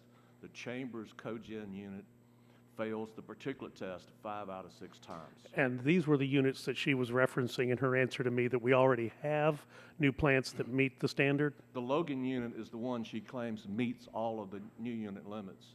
And I'm saying the Logan unit is the basis for the HCl limit, but it itself doesn't even meet that limit when you look at multiple tests. Very well. Thank you. Thank you for that answer. Reverend Hescock, let me ask you a question. It says on my my information sheet about the witnesses that your group is called the Evangelical Environmental Network. Is that correct? That is correct. And currently, are you all involved in any sort of media campaign or advertising campaign? We've done some informative effort. Not currently. We did last year. And what was your budget for that advertising? We had a total of around $250,000.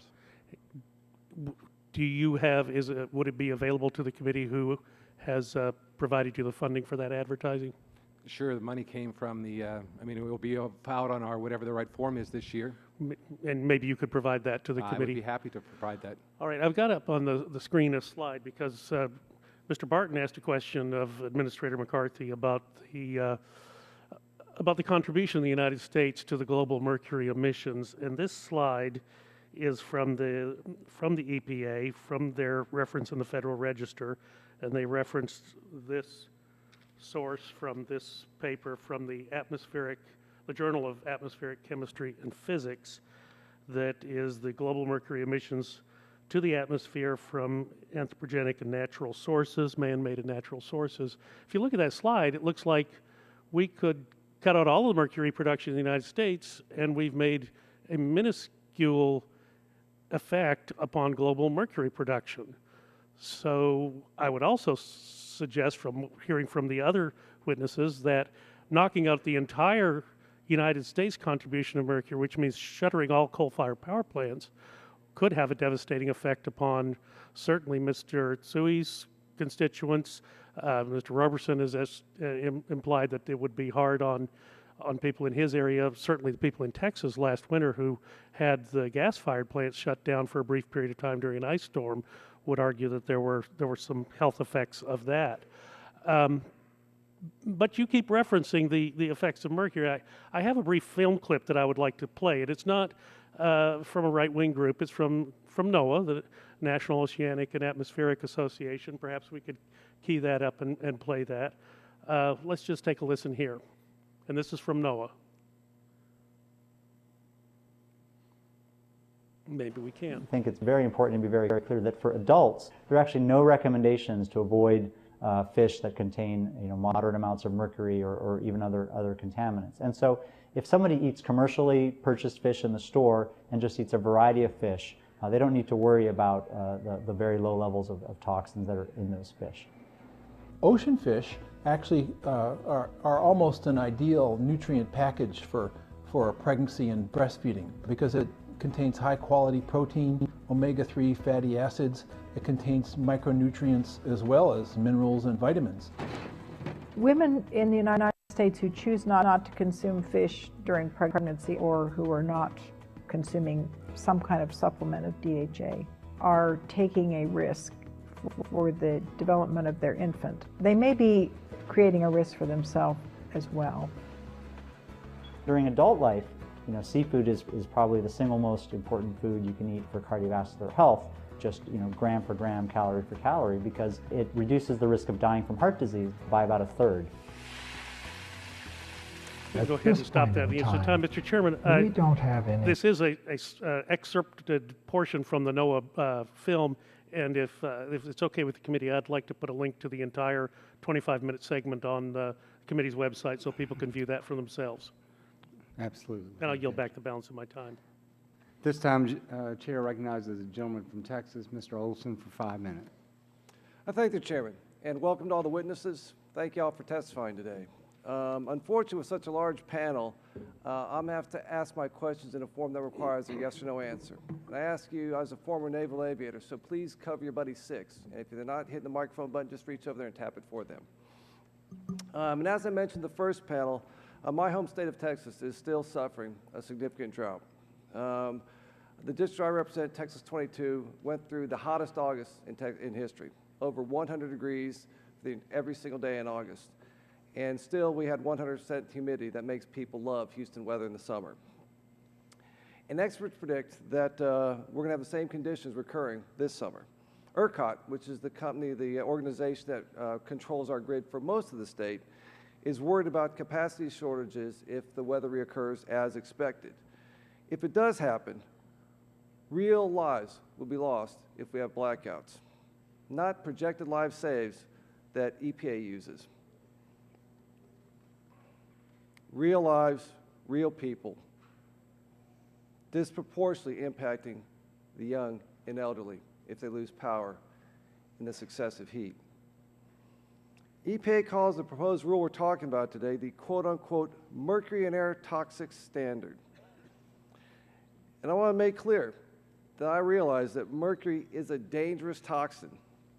As a 6-year-old, I broke a thermometer with mercury in the bathroom. We almost moved out of the house because of my carelessness. And EPA claims that there's going to be $90 billion per year in health benefits, and yet the benefits from decreased mercury standards is going to be $500,000, 0.5% of the total health benefits come from the reduction in mercury. And here's the question the people in Texas 22 want me to ask y'all. If the EPA is using minuscule benefits, mercury benefits from, if the EPA is using minuscule benefits from reduction in mercury to increase reductions in particulate matter, PM2.5, is that what they're doing? And I'll start at the right there. Let's see.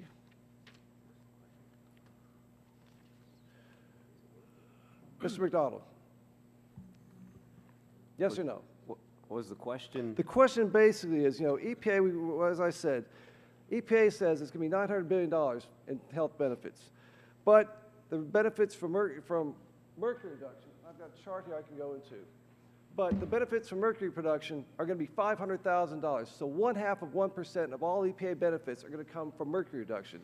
So the other benefits have to be coming from, in my opinion, particulate matter reductions. That's what the people at home want me to ask you. Do you think this is coming, this mercury reduction theme is a guide to get to particulate matter reduction? Yes or no? Yes. And Mr. Robertson, yes or no? Yes, I do.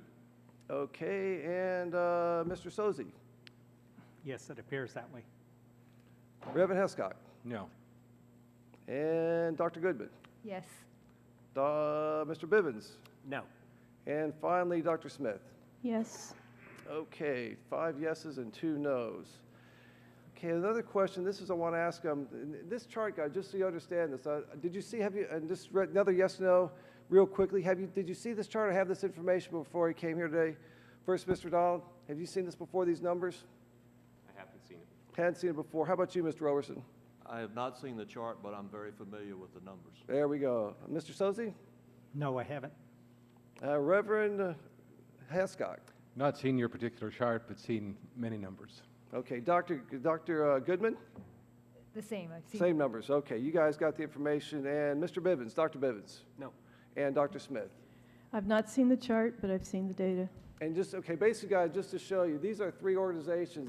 This is their level of mercury exposure. And I apologize to my colleague from Washington for trashing name tag. But the bottom line is here. Here's the World Health Organization. And the vertical axis there, the y-axis is the blood mercury levels at micrograms per liter. European Food Safety Authority, Environmental Protection Agency. You can see that over a 10-year period, we've been under the EPA's limit. Set the standards here, 3.8 milliliters in blood level mercury. One final question. I want to talk to the one representative here who's actually works in the manufacturing industry. This is for you, Mr. Godot. Has the affordability of energy in the United States been a factor in attracting manufacturing in the United States? And will increases in electricity costs due to EPA regulation potentially deter new investment in U.S. manufacturing? Yes or no? Yes, it will. Yes. Okay, one more. Are higher energy costs for manufacturers passed on to consumers in the form of higher costs for goods and services? Absolutely. Absolutely. And one final question. You said, and this is a quote, with a 1 cent kilowatt increase in the cost of electricity imposes additional cost of approximately $9 billion per year on factories and manufacturing plants. Will you swallow those costs or pass them on to families and individuals? Oh, those will be passed on. Pass them on. Okay, I'm out of time. Thank you all. Yield back. Thank you, Mr. Olson. At this time, I recognize the gentleman from West Virginia, Mr. McKinley, for 5 minutes. Thank you, Mr. Chairman.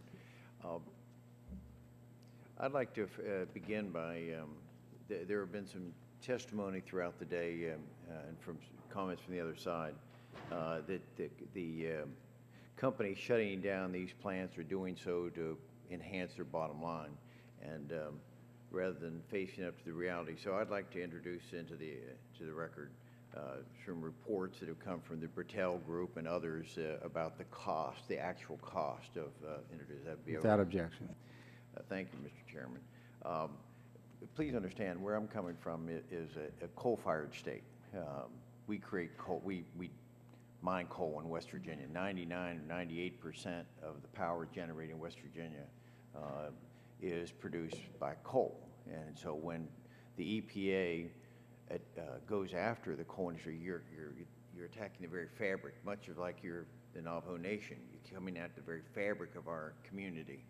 So I'm very sensitive to it, to take it very personally on it. But I think what's happened, because the EPA is truly a group that we have to rely on. How sensible are they going to approach things? And I've learned here in my first year that there's a real credibility gap, and I heard that in the overall discussion here. The numbers that they've been presenting are really subject to question pretty seriously.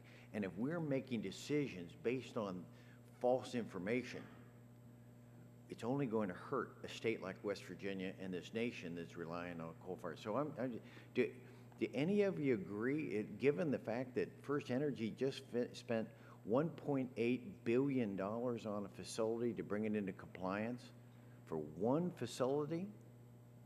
Is it reasonable to suggest that with the 700 we have across the country, that we're going to be able to do this for $9.4 billion annually? I mean, if any of you think that we can do it for 9.4, let me know. Do any of you agree? I'm not. You think they can do it for 9.4? If I can explain, then that 9.4 billion is annualized. It's incurred over many, many, many years. And so, in fact, the cost that needs to be spent prior to 2015 to come into compliance is more like 100 billion. That's going to put a real strain, I think, if we're going to be spending that on all 700 or whatever number that they're going to have with it. But I'm just, and another question: do you agree with the idea that the only reductions, although I showed you that chart, we're only going to reduce less than half of 1% of our energy capacity? Is that reasonable to suggest? That's what they're representing to us, and we're making decisions based on that information. Do any of you agree that it's not going to have an impact on our energy production? And last, Dr. Goodman, let me go to you on a very direct question, because I raised it during the early testimony against with Ms. McCarthy. What about indoor air quality? Because what the Reverend's talking about is providing health for our unborn. What about the indoor air quality? Is that, do you agree that the indoor air quality, being in our homes and our offices, is worse than in our playgrounds and parks? Our workplace environment, is that, testimony seems to show that, but I'd like to hear it from you, from a toxicologist. Well, really, my point was more that... Could you use your mic or speak closer, please? Sorry. My point was really that in estimating health benefits, the estimates were only based on outdoor concentrations at a fixed point, whereas people don't stand at a fixed point and they spend most of their time indoors. So these calculations don't take into account indoor exposures at all. So we have but no that's idea. what they keep testifying to. What are we missing? How can we get them to separate the two so that we can deal with a real problem where we're spending 90% of our life is indoors? How do we deal with that? Well, we need to put the money into conducting studies where we actually measure the indoor exposures and then look at health effects based on people's actual exposures rather than the surrogates for exposure that aren't very precise. Thank you. I yield back my time. Thank you. At this time, Mr. Pompeo of Kansas, recognized for 5 minutes. Thank you, Mr. Chairman. Mr. Roberson, I heard your testimony. Is it fair to say that this new rule is a ban on new coal-fired power plants in effect?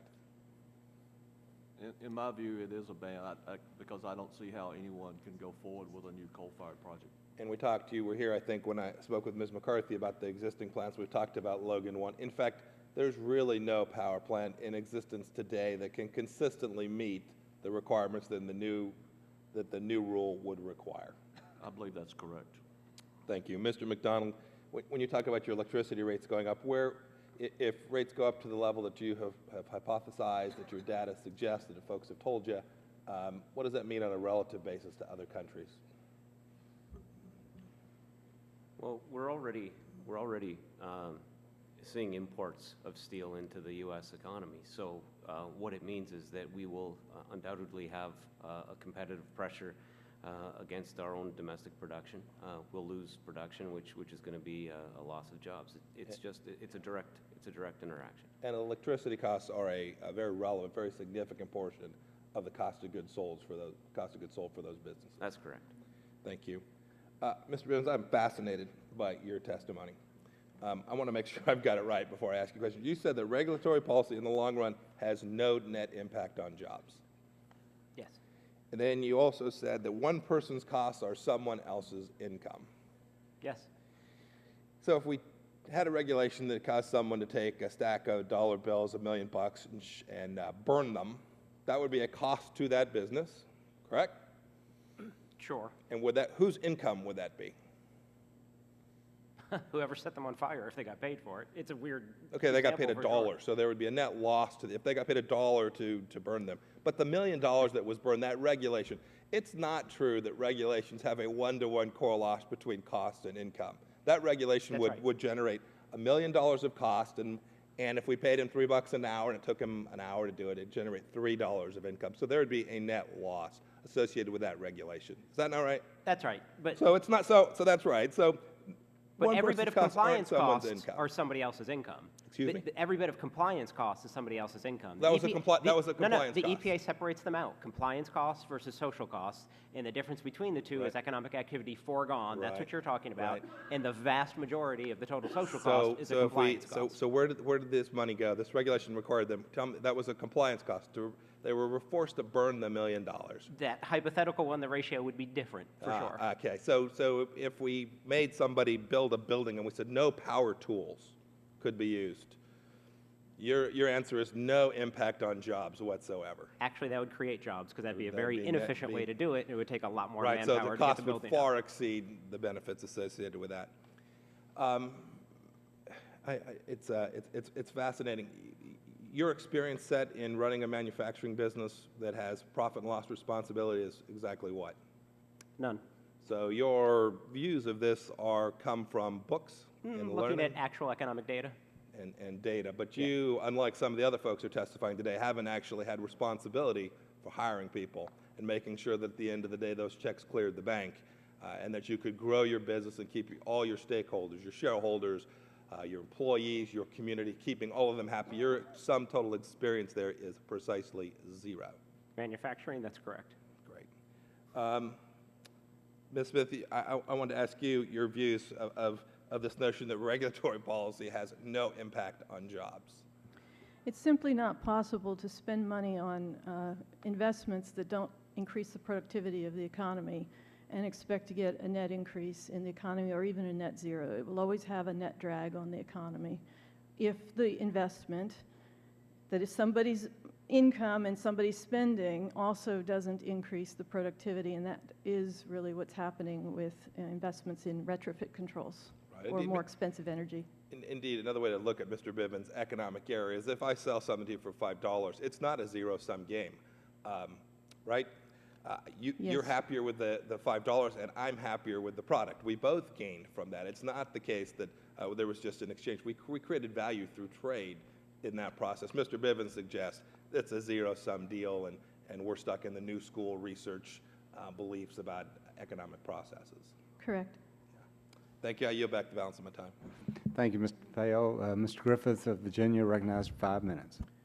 I guess my thoughts on the comments of Mr. Pompeo are that, you know, one of the problems that we have in my area where we've lost a lot of jobs is that even if we accept some of the policies of Dr. Bivens, the people who are gaining are not Americans.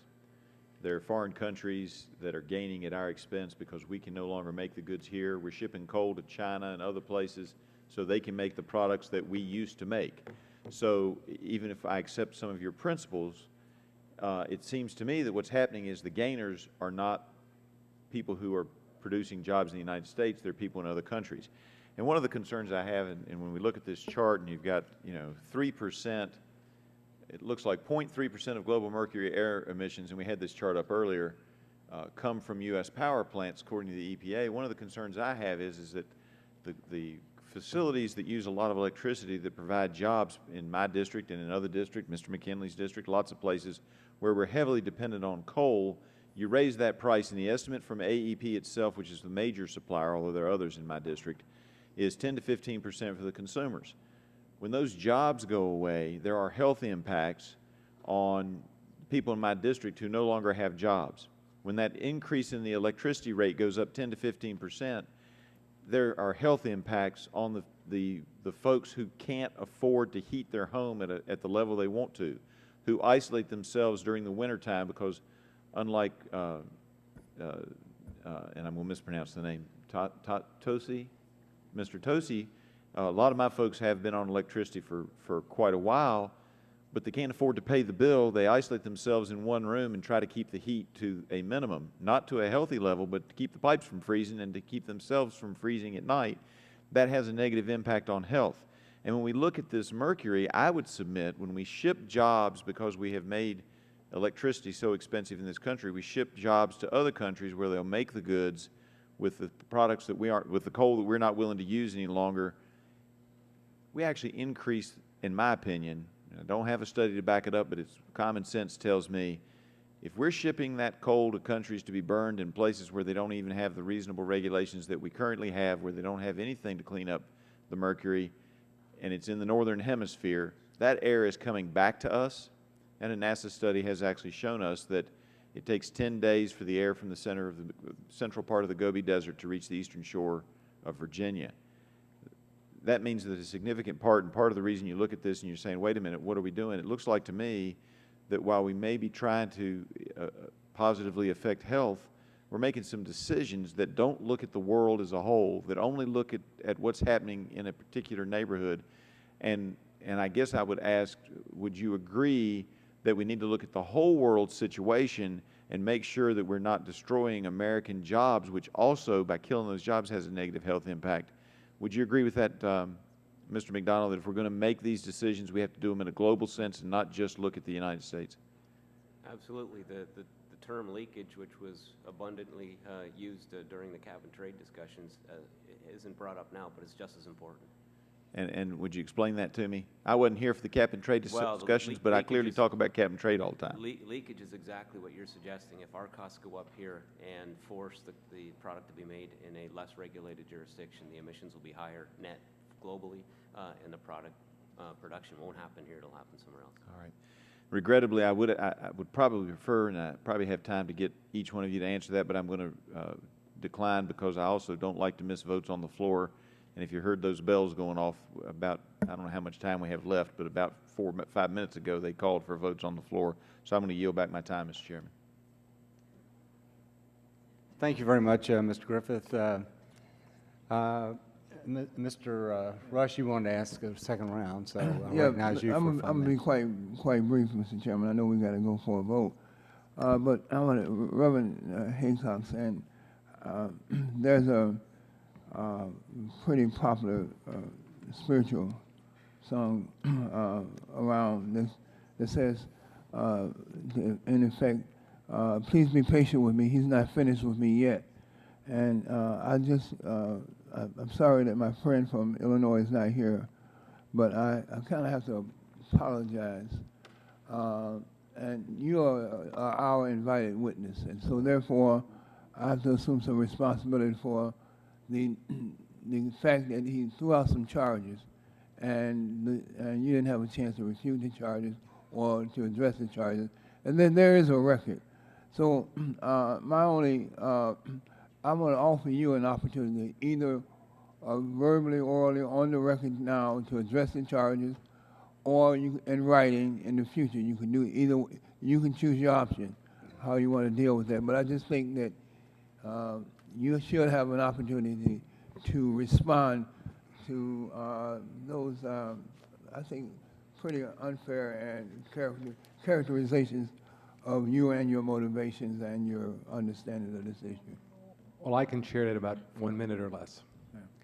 First off, the reason we don't take formal actions on pro-life bills is we are members of the National Association of Evangelicals. We don't take up policy issues on everything because they're not our expertise, so we leave that with our partner, the larger agency, the National Association of Evangelicals. Number one. Number two, you know, for me, and I wish I would have brought my sign in this year's pro-life march, it says, you know, pro-life is anti-abortion and a whole lot more about environmental things. So we have a consistent stream of being life. And I think what I'd mentioned to Congressman Waxman was true. There is a tremendous growing movement of evangelicals and Roman Catholics across this country who support us, that understand that being pro-life is totally pro-life. Environmental health, anti-poverty, and all those issues. So I thank you, Mr. Rush, for your comments, but I also know that I've been a man of God and have had lots of parking lot conversations as a pastor for 20 years, so I know how it goes. Thank you. That concludes today's hearing. The record will be kept open for 10 days, and I'm also going to ask that we submit into the record an analysis by David Gwinnett, who's with the Air Toxics Assessment Group at EPA, in which they looked at specifically 2 electric utility steam generating units and the impact that those units had on mercury emissions into a nearby lake and its impact on fish, and they concluded that based on their analysis that the risk associated with those mercury exposures were insignificant. So I can put that in the record. Thank all of you very much for joining us this afternoon, and we look forward to working with you as we continue to move forward on these issues. With that, the hearing is adjourned.